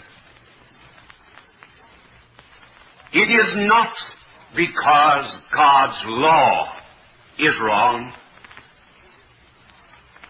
It is because our social system is wrong. Therefore, the state should remove the causes of that burden. The human must not be limited nor controlled to fit the economic, but the economic must be expanded to fit the human. And seventh, marital happiness is impossible without sacrifice. That is why, on this Valentine's Day, we speak of arrows and darts of love, something that wounds our selfishness. But only religion can conquer selfishness. That is why we have to pray. That is why I ask every Jew and Protestant and Catholic, the radio audience, to make a daily holy hour of prayer and meditation, that American family life may be restored. And in addition to making this hour, including Holy Communion, Catholics should also revive the old family custom of the rosary every night. Begin it tonight and keep the family together. Our little prayer books entitled The Shield of Faith to assist you in making these meditations are now ready. We'll send them to all who write for them free. Now, such is the Christian position concerning marriage, and one that outside of the church is very largely misunderstood. It's so often said, oh, they can marry again. They're not Catholics. Or we hear it said, the Catholic Church says divorce is wrong. No. No. No.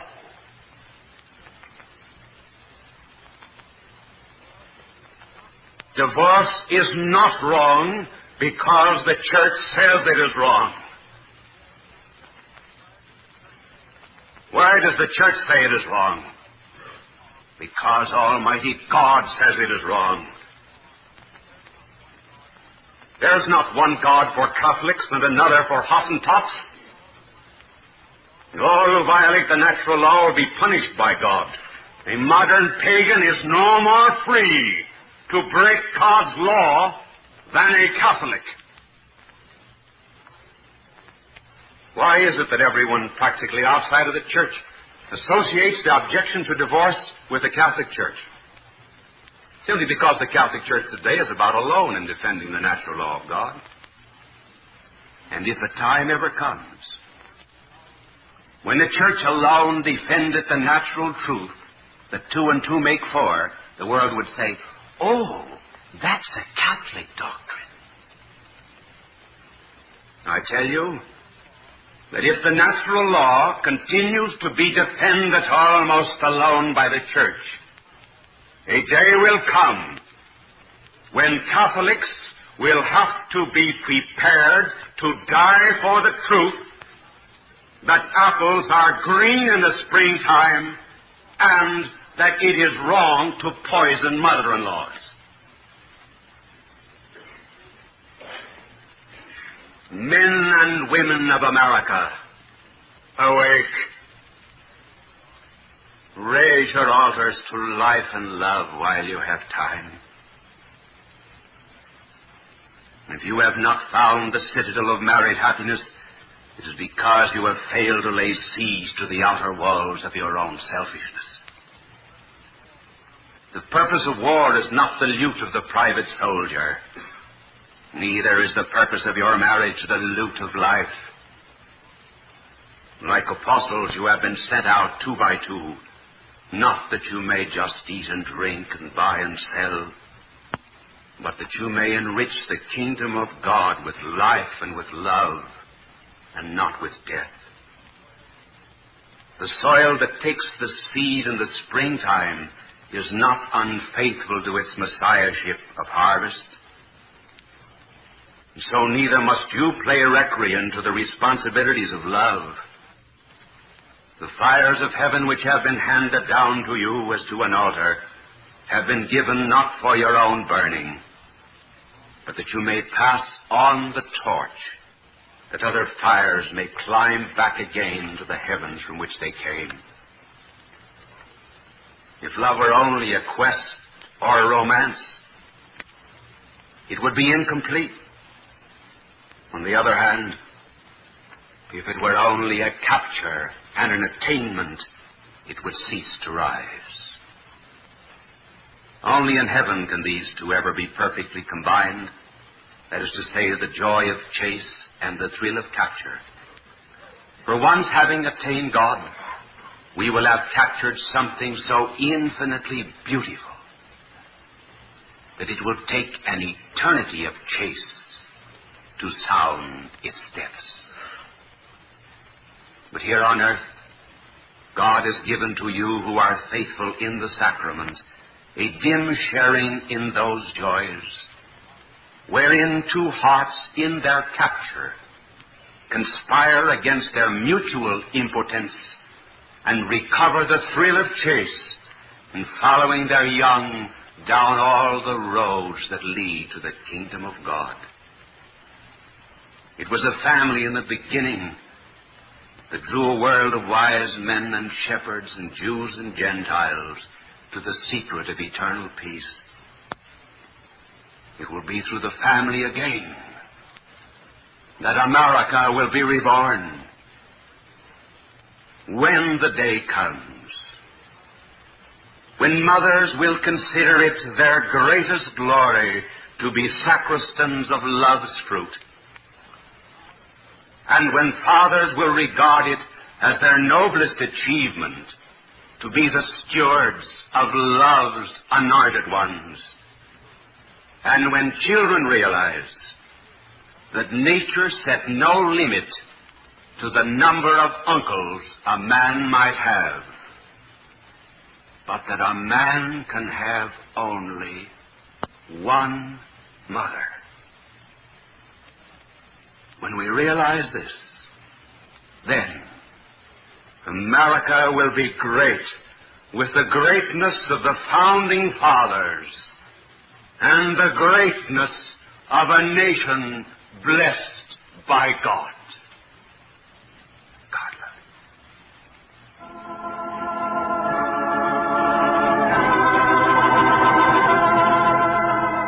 O Lord Jesus Christ, who in thy mercy heareth the prayers of sinners, pour forth, we beseech thee, all grace and blessing upon our country and its citizens. We pray in particular for the President, for our Congress, for all our soldiers, for all who defend us in ships, whether on the seas or in the skies, for all who are suffering the hardships of war. We pray for all who are in peril or in danger. Bring us all after the troubles of this life into the haven of peace, and reunite us all together forever, O dear Lord, in thy glorious heavenly kingdom.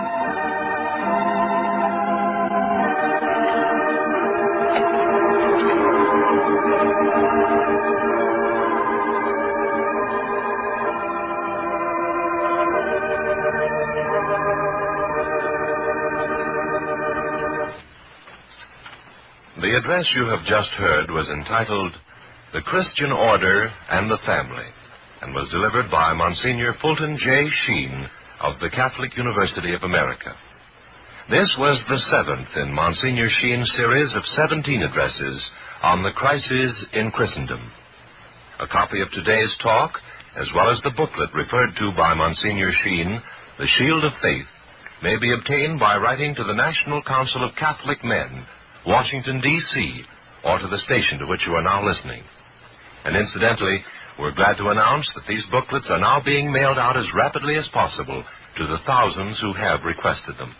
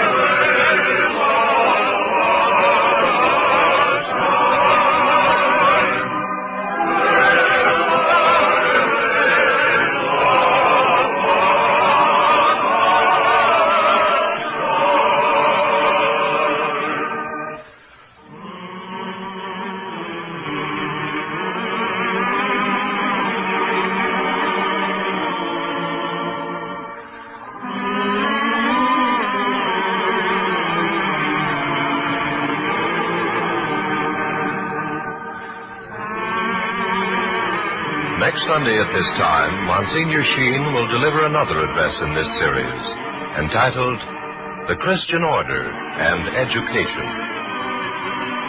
Your announcer is John Patrick Costello. The Catholic Hour has been presented by NBC in cooperation with the National Council of Catholic Men and came to you from New York.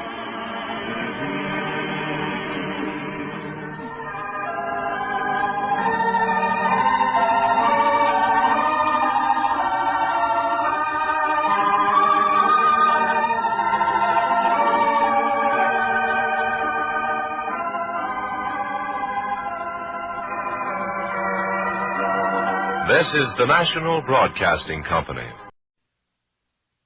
This is the hour of St. Francis.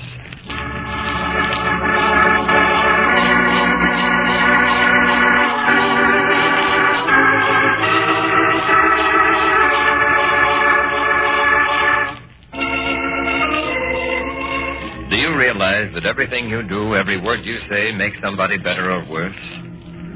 St. Francis of Assisi realized that a long time ago And he put into the rule he set down as a pattern of life for his third order this counsel. Let them strive to lead others by good example. As a matter of fact, that's what he did, and is still doing. Although in his humility, he never thought of himself as inspiring anybody. After 700 years, he is still leading thousands to the better life. It's the truth that everything you do either lifts somebody up or drags them down. Take the case of Dr. Joe Walton. This is a true story as told in the Reader's Digest by Octavius Roy Cohen, and brought to you now by the Hour of St. Francis.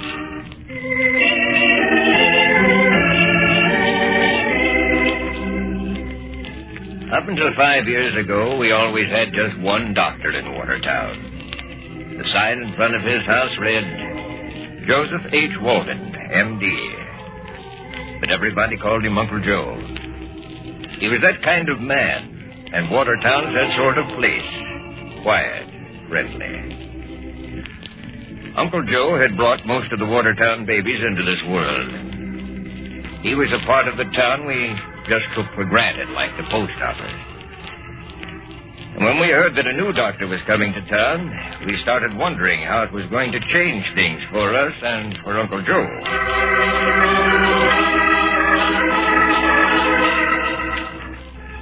When this young Dr. Donald Kent came, just fresh out of uniform, he stayed at the hotel while his house was being fixed up. Uncle Joe came to call on him the first day. I was in the lobby when they met, and I couldn't help listening in. Dr. Kent was short and blond, and he had kind of a stiff way of talking. I'm Joe Walton. How do you do, Doctor? It was good of you to call on me. Oh, I just dropped by to say hello and tell you that this town needs a bright young man with bright young ideas. If there's anything I can do, just call on me. Well, that's very gracious of you, Doctor. Gracious, I'm darn happy to see you here. I've been working like a horse for the last 30 years. Maybe now I'll have time for a fishing trip once in a while. It was a surprise to everybody in Watertown the way Dr. Kent built up his practice. The young folks especially seemed to go for him.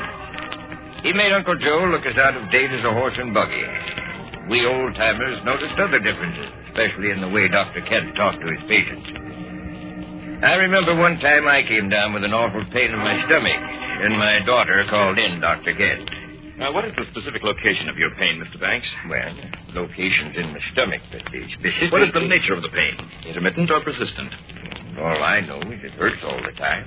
Can't sleep. When did you first note its presence? Well, sitting in the front room after supper, getting ready Describe the nature of your evening meal. It was a good supper, but I haven't had a mouthful since. We had boiled turnips, fried sea bass, and cabbage. Say, Doc, have you been fishing for bass in William Creek yet? No. Is there any history of abdominal disorders in your immediate family? What was the nature of your father's last illness? Well, Doc, I'd say he should have died from eating pickled pig's feet, but he's still alive and kicking. Father of 14, too. Say, Doc, how come you're not married? Nice-looking young fella like you. I'll leave you a prescription. Take it as directed. If pain persists, let me know. Good afternoon, Mr. Banks.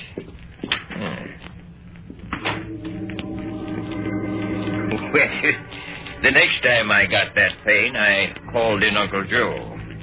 Sam, you do look kind of peaked. Hurt bad? Oh, it's killing me, Uncle Joe. I don't know what it came from. I was just sitting down reading the paper after supper. After supper, huh? What'd you have for supper? Oh, we had lamb stew and creamed potatoes. Cabbage. Sam Banks, didn't I tell you 20 years ago that cabbage was poison to you? Well, yes. Doc, I felt fine before supper. Then afterwards, I got this pain. Gas. And all you got's a bellyache. Only trouble with you is that you like cabbage and it don't like you. There was another thing about Dr. Kent that the old-timers kept shaking their heads about. He let everybody know that he didn't want to be called unless there was a real emergency. You had to swear on the book that you were dying before he came out at night. One day, Uncle Joe came to see Dr. Kent about this night call business. I got the story from Lizzie Caldwell, who is Dr. Kent's nurse. Look, son, folks here about being accustomed to this sort of treatment, you've got to be more available. And, Doctor, you know as well as I do that 99% of these 3 a.m. emergencies aren't emergencies at all. I can't keep myself in a state of physical exhaustion, catering to fancied illnesses at fantastic hours. Oh, I know most of them just think they're going to die, but that's the whole point, son. They're scared to death just thinking about dying. They need you to tell them they ain't. I'm not unsympathetic, Doctor. But I don't propose to make myself the slave of my patients. I have to reserve some time and strength for research and study. I owe that much to my patients who are really ill. Look, son, I got a suggestion. You've already got more practice than you can handle, so how about when you get night calls you don't want to take, how about letting me handle them for you? Well, why, that's unheard of. You're the senior doctor. I ought to be taking work off your shoulders, not you off mine. Son, you and I practice medicine differently. I'd like to take those calls. Seems like it'd make us both happier. Oh? Yes. Yes, I suppose it would help you, Doctor. All right. I'll accept this arrangement. In no time at all, the word got round that if you were Dr. Kent's patient, you wanted a doctor at some time like midnight at 3 a.m., you got Uncle Joe. Night after night, even when the weather was mighty bad, I'd hear his old car rattling around. Lizzie Caldwell told me Uncle Joe reported every case to Dr. Kent, and the young doctor got mad as a hornet every time. They're just taking advantage of you, Doctor. Calling you clear over to the crossroad because their kid was throwing a tantrum. 5 trips to the Mastersons because they think their baby might arrive early. You are killing yourself. I kind of enjoy dropping in on folks I'd never get to see otherwise. Watertown folks built up quite a respect for Dr. Kent, but they loved Uncle Joe. Well, things went along that way until last spring when we had the accident. The school bus turned over while coming back from a picnic. The kids got spilled all over the road. Somebody sent for Uncle Joe, but when he got there, it was Dr. Kent who was straightening out the awful mess. He gave the orders, and everybody, including Uncle Joe, did just exactly what he told. Keep the women away from here unless they're nurses. Tell them all the children are out of the bus. Mr. Walters, you drive to the nearest phone, call the county hospital. Tell them to send 3 nurses, anesthetic, fracture equipment, and an oxygen tent to my office immediately. Dr. Kent, can you take Annie next? I can't get her leg straightened out. Doctor, I'm trying to stop this boy from bleeding. Make her lie down and keep quiet. Put a coat over her. You men, build a fire. Find some more flashlights. Start putting these children here into the cars. Drive them straight to my office. We can't wait for ambulances. Kent, some darn fool let Miss Roberts see her boy. She's crazy to know if you can do anything for him. I'm going down with these operative cases, Doctor. You finish up here. There's nothing serious left. Yeah, but now here, hold on. What can I tell Miss Roberts? Tell her I'll do the best I can. I haven't time for hysterical women. What happened at Dr. Kent's office during the next 24 hours, we got from Uncle Joe, when he could stand to talk about that night at all. That boy did things only a surgical genius would dare do. We had 8 kids laid out in that office. He took one right after another, going just like a machine. Kept it up for 24 hours with no rest and nothing but a few sips of black coffee and a bite of a sandwich. If it hadn't been for him, we'd have been going to 12 funerals instead of 4. That boy's not just a doctor. He's a genius. When Watertown finally got over its shock, Dr. Kent was a hero. Folks still didn't warm up to him. He wasn't that kind of a man, but they idolized him. When the Chamber of Commerce got together to name the town's outstanding citizen, the one who gets a silver cup at the annual banquet, there was only one name mentioned, Dr. Kent. The whole town turned out for the banquet. The mayor gave the cup to Dr. Kent with a nice little speech. Thank you, Mr. Mayor. Thank you, everyone. Uncle Joe, he doesn't even look excited. He doesn't even look happy. He's not the excitable kind, Sam. He's happy, all right. May I have silence for a moment, please? I assure you that what I did at the time of the bus accident is not deserving of any such credit as you are giving me tonight. Please. In every doctor, there is the hope that if a terrible thing must happen, he can be on the scene to display his own brilliance. There was almost an element of selfishness in what I did that night. Now, that accident was one happening of its kind in a period of many years. please, God, it'll be the last one. But that, my friends, is not what is meant by the practice of medicine. You all know that for more than 3 years, I have confined myself to the more interesting phases of medicine and surgery. I have deliberately avoided as much of the unpleasant work as I could. Dr. Walton came to me with a suggestion that he handle such calls as I was unwilling to take. I'm used to it. At first, I thought he might be in need of the extra money he would make that way. I was wrong. Dr. Walton has never accepted 1 cent from me or from any of my patients he has attended. Then why did he make those long trips at night when he knew that the patient could wait? Why? My friends, I have finally arrived at the answer. What's he running on about? When one of my patients called me frantically at night, I failed to realize one thing. That patient was frightened. His family was terrified by something that they didn't understand, and they needed personal assurance. That I persistently refused to give them. And that is what Dr. Walton has always given. He has been the rock to which you have clung. Everybody gets scared when they're sick. I always do. From Dr. Walton, I have learned more about the noblest form of medical practice than is to be found in all the books. Dr. Walton has devoted his life to this town, asking no reward, expecting no recognition. I'll be darned if the boy don't look like he's about to cry. So, I ask your permission to give this cup to the man who not only deserves it tonight, but who has always deserved it. I wish to present it to Dr. Joseph H. Walton, with the humble wish that someday I may be even half as great a doctor as he is. This cup belongs to you. Take it, Uncle Joe.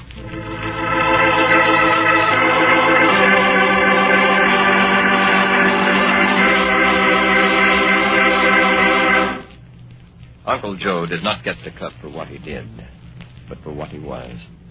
His Christian example influenced one man, and through him a whole community.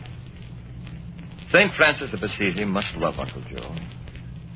Indeed, Uncle Joe in his own way was like St. Francis in his unselfish way of living. And like St. Francis, he inspires us to live unselfishly for God and for our fellow man.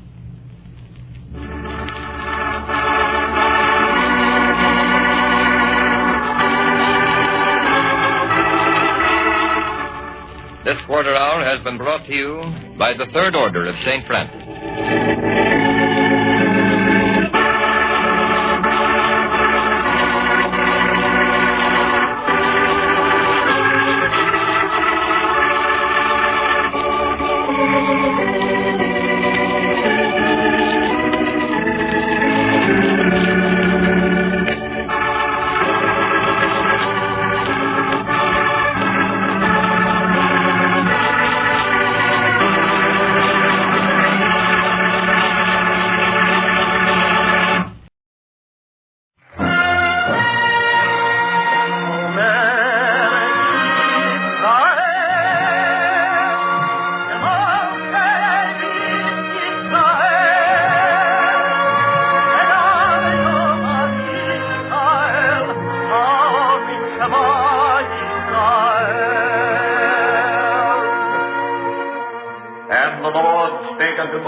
Saying, command the children of Israel that they bring unto thee pure oil, olive, beaten for the light, to cause the lamps to burn continually in the tabernacle of the congregation.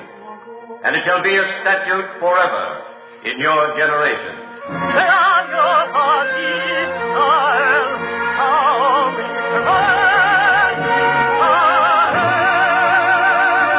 The eternal light.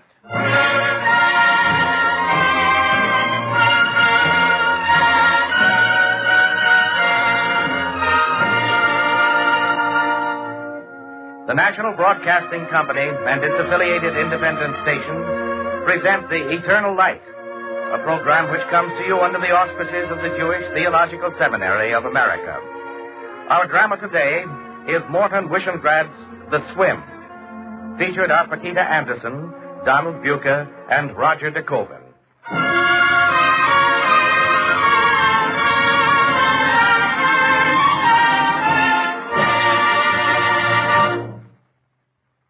This story happened.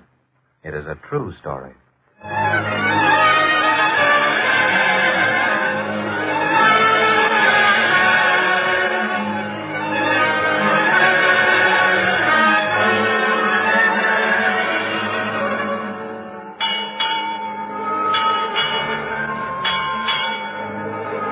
She was a leaky, unseaworthy tub, the SS Meretka. It was the Black Sea, 45 miles out of Istanbul. On board, 306 passengers, stolen out of Constanta Harbor. Destination, Eretz Yisrael, land of Israel. 113 men, 97 women, 96 children. The date was August 5th, 1944, a Saturday. Longitude 28 degrees, 40 minutes. Latitude, very little latitude from Allied governments. No latitude from the enemy.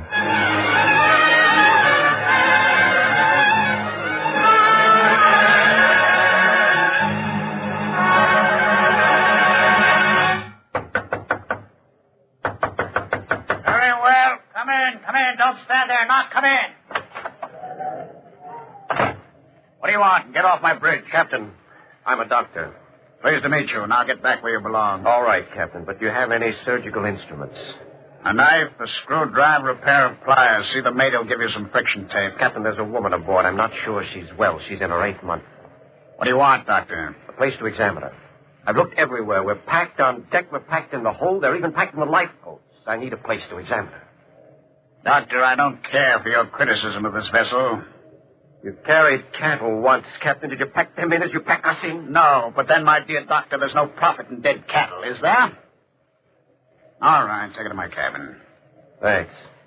You might try to sound grateful. Quite right. Beginning now, I'll learn to be grateful for decency. Doctor, never mind, it isn't important. It's very perverse of us to try to bear children in a century like this, isn't it, Captain? Thank you again for the use of your cabin. You see, I am grateful.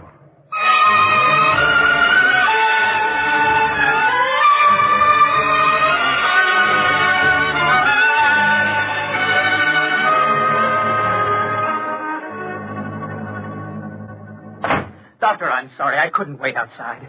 How is she? Sit down, Peter. How is she? She's all right. Sit down. Deborah, was the examination painful? No. He didn't do very much. Oh, I couldn't. I have no instruments. Can't even make a test for albumin. Perhaps it's just as well. My mother didn't have a doctor. I managed to get born. It isn't a joke. Sorry. Stop being sorry. If you want to make a joke, make a joke. You're perfectly right. Since the time of Cain and Abel, babies have been born without benefit of obstetrician or midwife.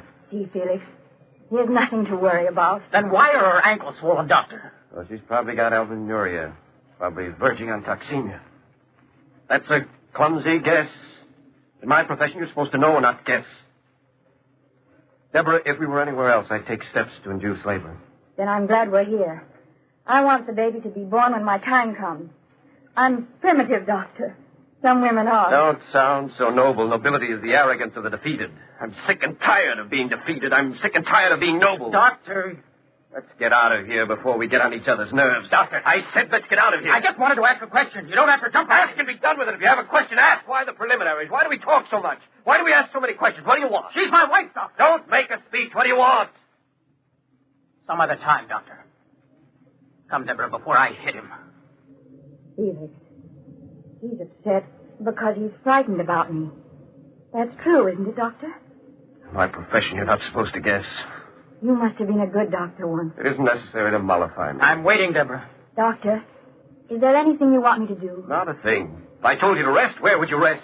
If I prescribed medicine, where would you get it? If I restricted your diet, you'd starve. There must be something I can do. Yes, of course. Try not to be upset.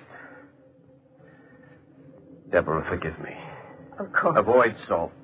Avoid salt like the plague. And limit your intake of water. Salt and fluids. Stay away from them. I'll see you tomorrow.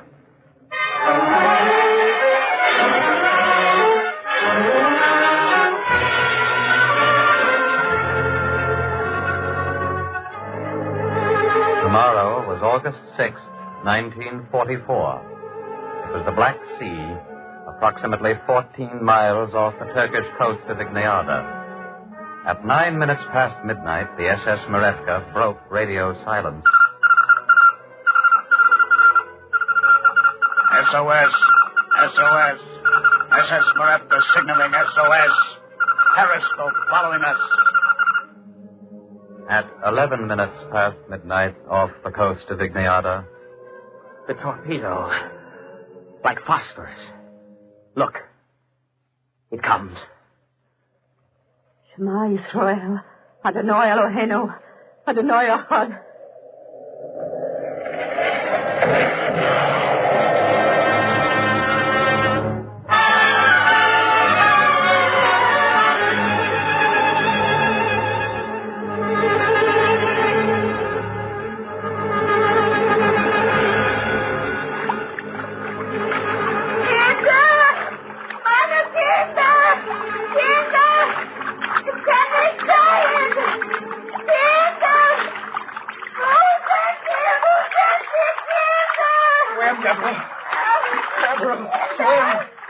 Swim away. All right, Felix. Felix, I'm fine. See to yourself. I need help. Help me. Here, Doctor. Put your arm on my shoulder. No. Someone else. On my shoulder. It's all right. I'm buoyant. On my shoulder. See yourself. You all right? No. Quiet!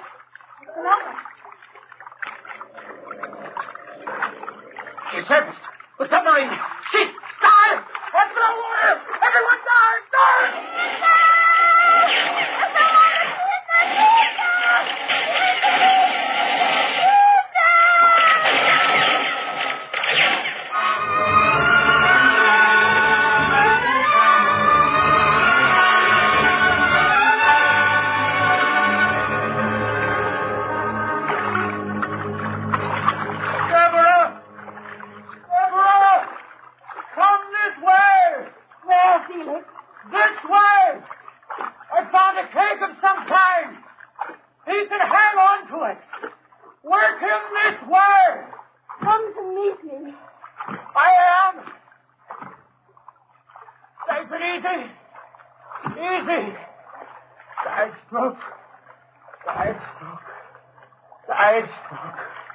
Don't hurry it. Breathe. Watch it. Careful. Don't hurry. Here. Oh, good girl. Doctor. Felix, help me. He's got to get his arms around the keg. Wait. Doctor, hold on to me. To me. Shift it, Deborah. Shift it. Now my shirt. Tear it off my back. But Felix... Stop talking. Do what I tell you. Tear it off my back. Now, not it. Make it into a rope. I understand. Doctor. No. Don't try to talk. Save your strength. When I tell you, put your hands around the cake. Hold it tight against your stomach. We're going to tie you to it. Now, wait. Not now. When I tell you. Felix. Give it here. All right, Doctor. Hold it. Tight. Separate. Hold it. Take a breath. You're going to be all right now. You're not going to drown. Breathe, Doctor. Take a breath. A deep breath. That's the way, Doctor. That's the way. Doctor, how do you feel? Deborah. He wants you. I'm right here, Doctor. Deborah. I told you. Yes. I told you. Avoid water and salt. Yes, sure. Avoid water and salt. Of course.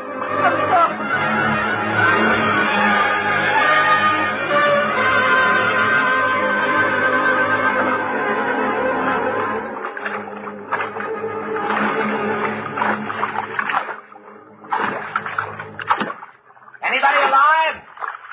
Anybody else alive? Hello? Who's that? There are 3 of us here. We've got 1 lifebelt. How many are you? 3 of us. 6 altogether, then. Only 6 survivors from the Marevka. out of 306. Any children? No children. Any women? No. How about you? Any women? One. My wife. You're lucky. Any children? I said any children? Not yet.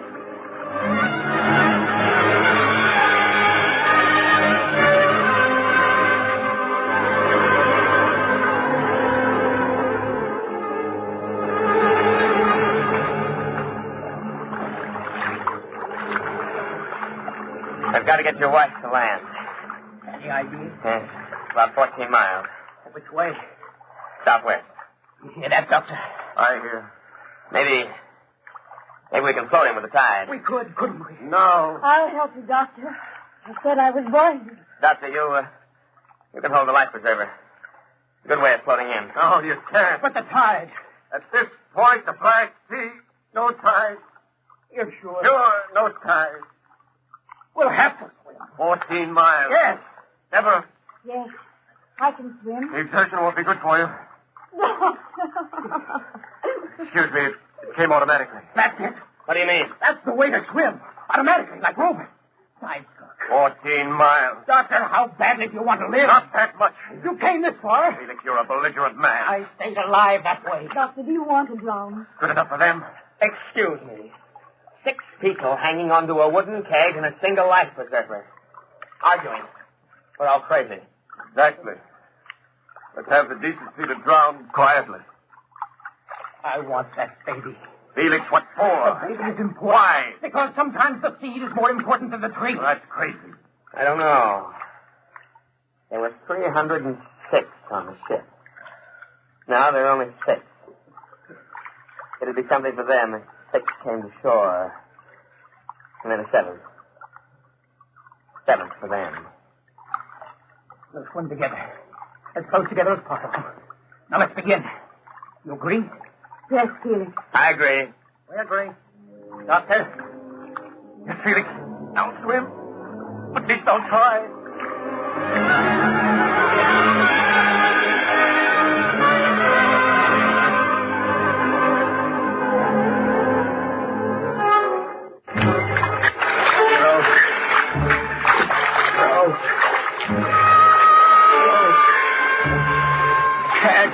The rhythm. Go. Together.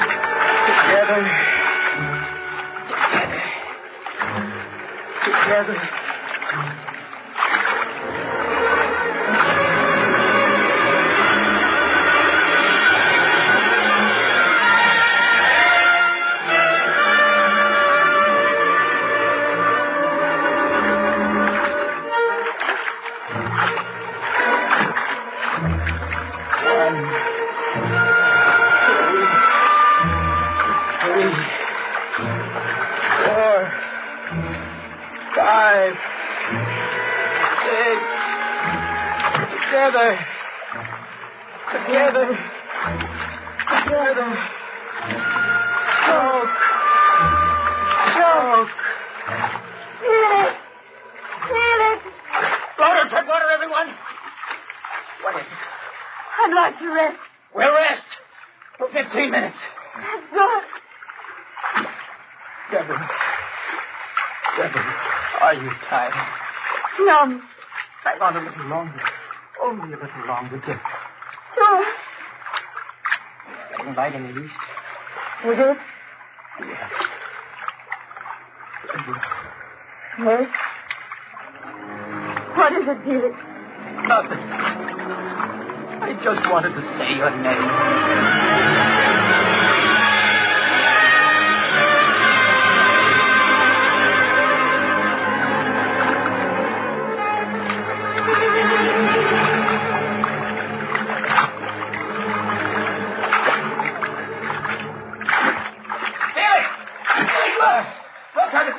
Felix, look. It's a ship.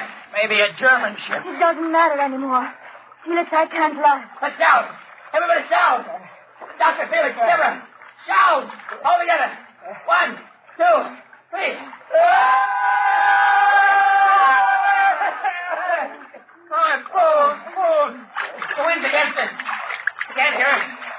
Let's see it. Felix. Felix, can you hold me under the water? It won't work. Can you hold me high? You can try. You can try. I'll cut my hands. So toss me. Toss me as high as you can. I'll wave my arms. They've got to see it. Ready? Throw me, Felix. Throw me high. 1, 2, now.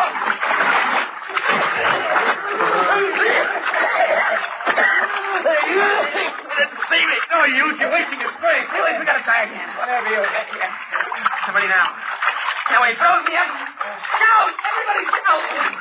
1, 2, now! Next to you? No. What are you going to do? Try again! Shout! Everybody shout! Let us just shout! Stop it! Stop crying! There's nothing to cry about! There's nothing to cry about! Stop crying!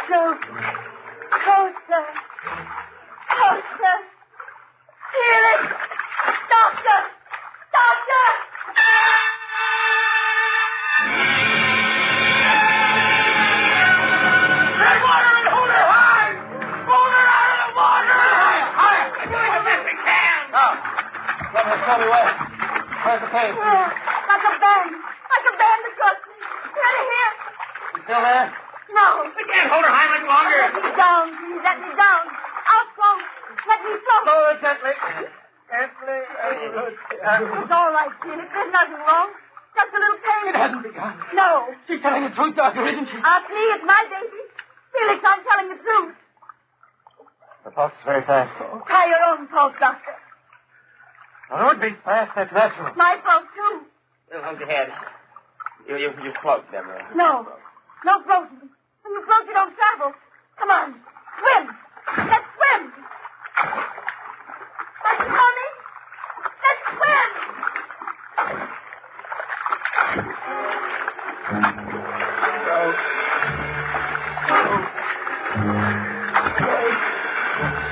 Together. One. Two. Four together. Five together. 6 together. 7 together.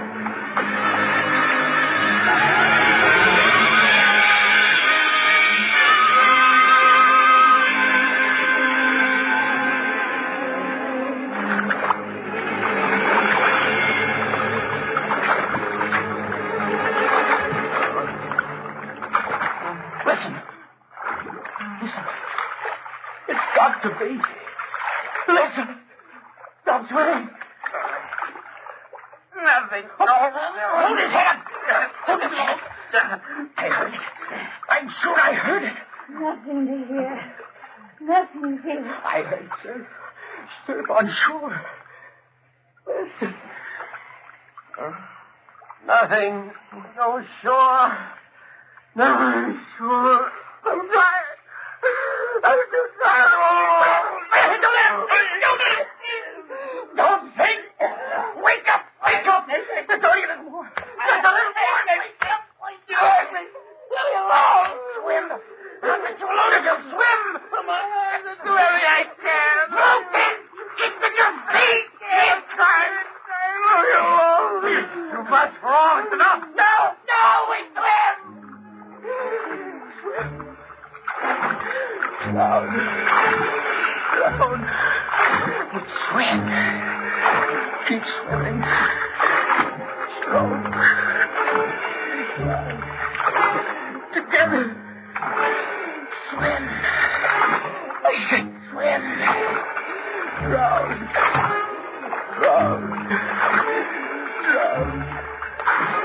Together.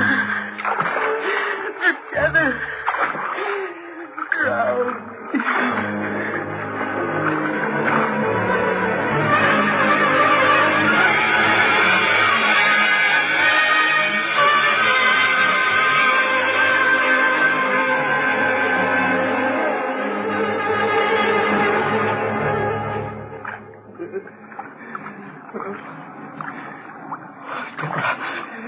Deborah. Yes, Felix. I hear it. It's the shore. Only a little water. Only a little more. Swim.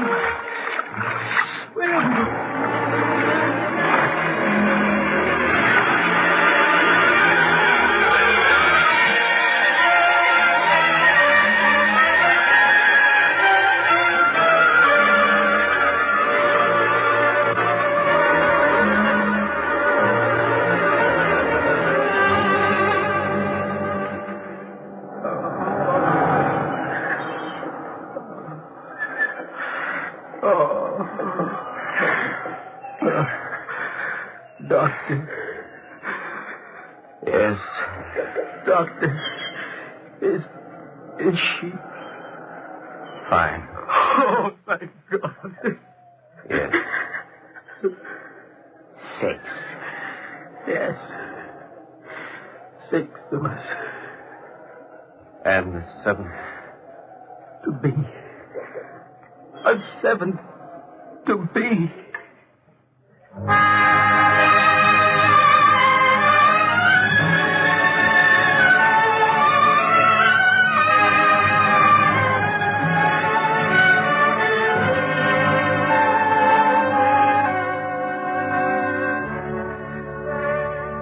It is a true story. A story that happened. 6 were saved, and from the 6, a 7th was born. They are alive. In Jerusalem now, in Beth Akerem, they are alive. 6 who swam from the SS Marevka. One of them, a woman in her 8th month. She swam 14 miles to shore, and her son lived.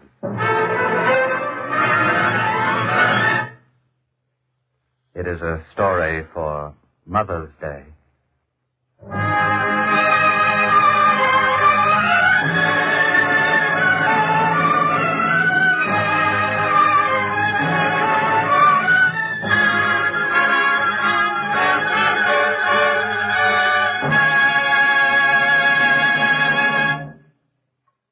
Our Eternal Light drama today was written by Morton Wishenbrad. The music is composed by Morris Mamorsky and conducted by Milton Cadence. The part of Felix was played by Donald Buca.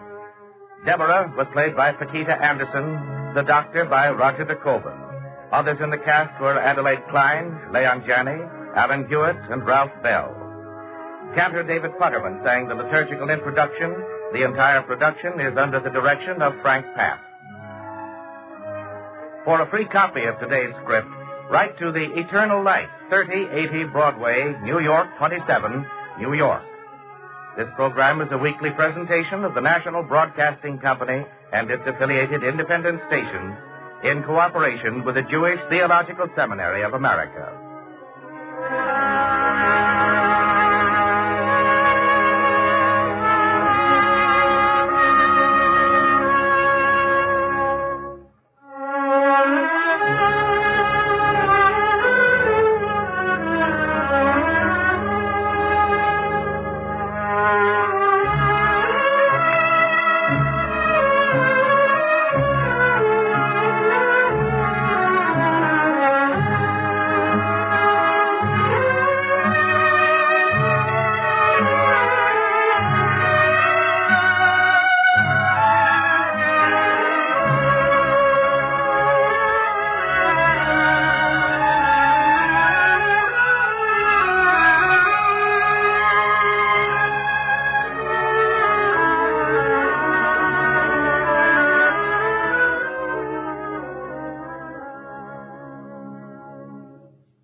This is NBC, the National Broadcasting Company.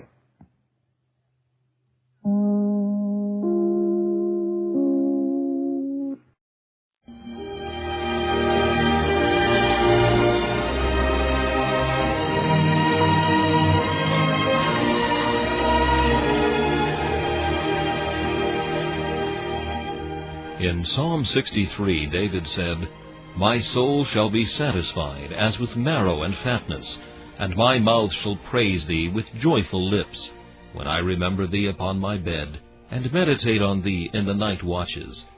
To help you focus your thoughts upon God at the close of this day, we bring you this devotional meditation from Morning and Evening by Charles Haddon Spurgeon, the great English preacher of the 19th century. This evening's meditation is found in Ezekiel chapter 36 and verse 26. "And I will give you an heart of flesh." A heart of flesh is known by its tenderness concerning sin. To have indulged a foul imagination, or to have allowed a wild desire to tarry even for a moment, is quite enough to make a heart of flesh grieve before the Lord. The heart of stone calls a great iniquity nothing, but not so the heart of flesh. If to the right or left I stray, that moment, Lord, reprove, and let me weep my life away for having grieved thy love. The heart of flesh is tender of God's will. My Lord will be will is a great blusterer, and it is hard to subject him to God's will. But when the heart of flesh is given, the will quivers like an aspen leaf in every breath of heaven and in every breeze of God's Spirit. The natural will is cold, hard iron, which is not to be hammered into form. But the renewed will, like molten metal, is soon molded by the hand of grace. In the fleshy heart there is a tenderness of the affections. The hard heart does not love the Redeemer, but the renewed heart burns with affection towards him. The hard heart is selfish and coldly demands, "Why should I weep for sin? Why should I love the Lord?" But the heart of flesh says, "Lord, thou knowest that I love thee. Help me to love thee more." Many are the privileges of this renewed heart. 'Tis here the Spirit dwells. 'Tis here that Jesus rests. It is fitted to receive every spiritual blessing, and every blessing comes to it.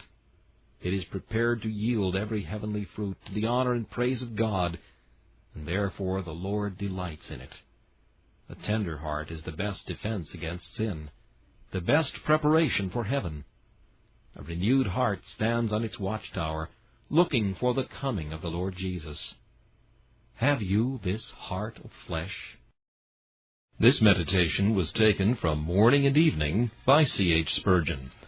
Please listen each evening at this same time for Morning and Evening.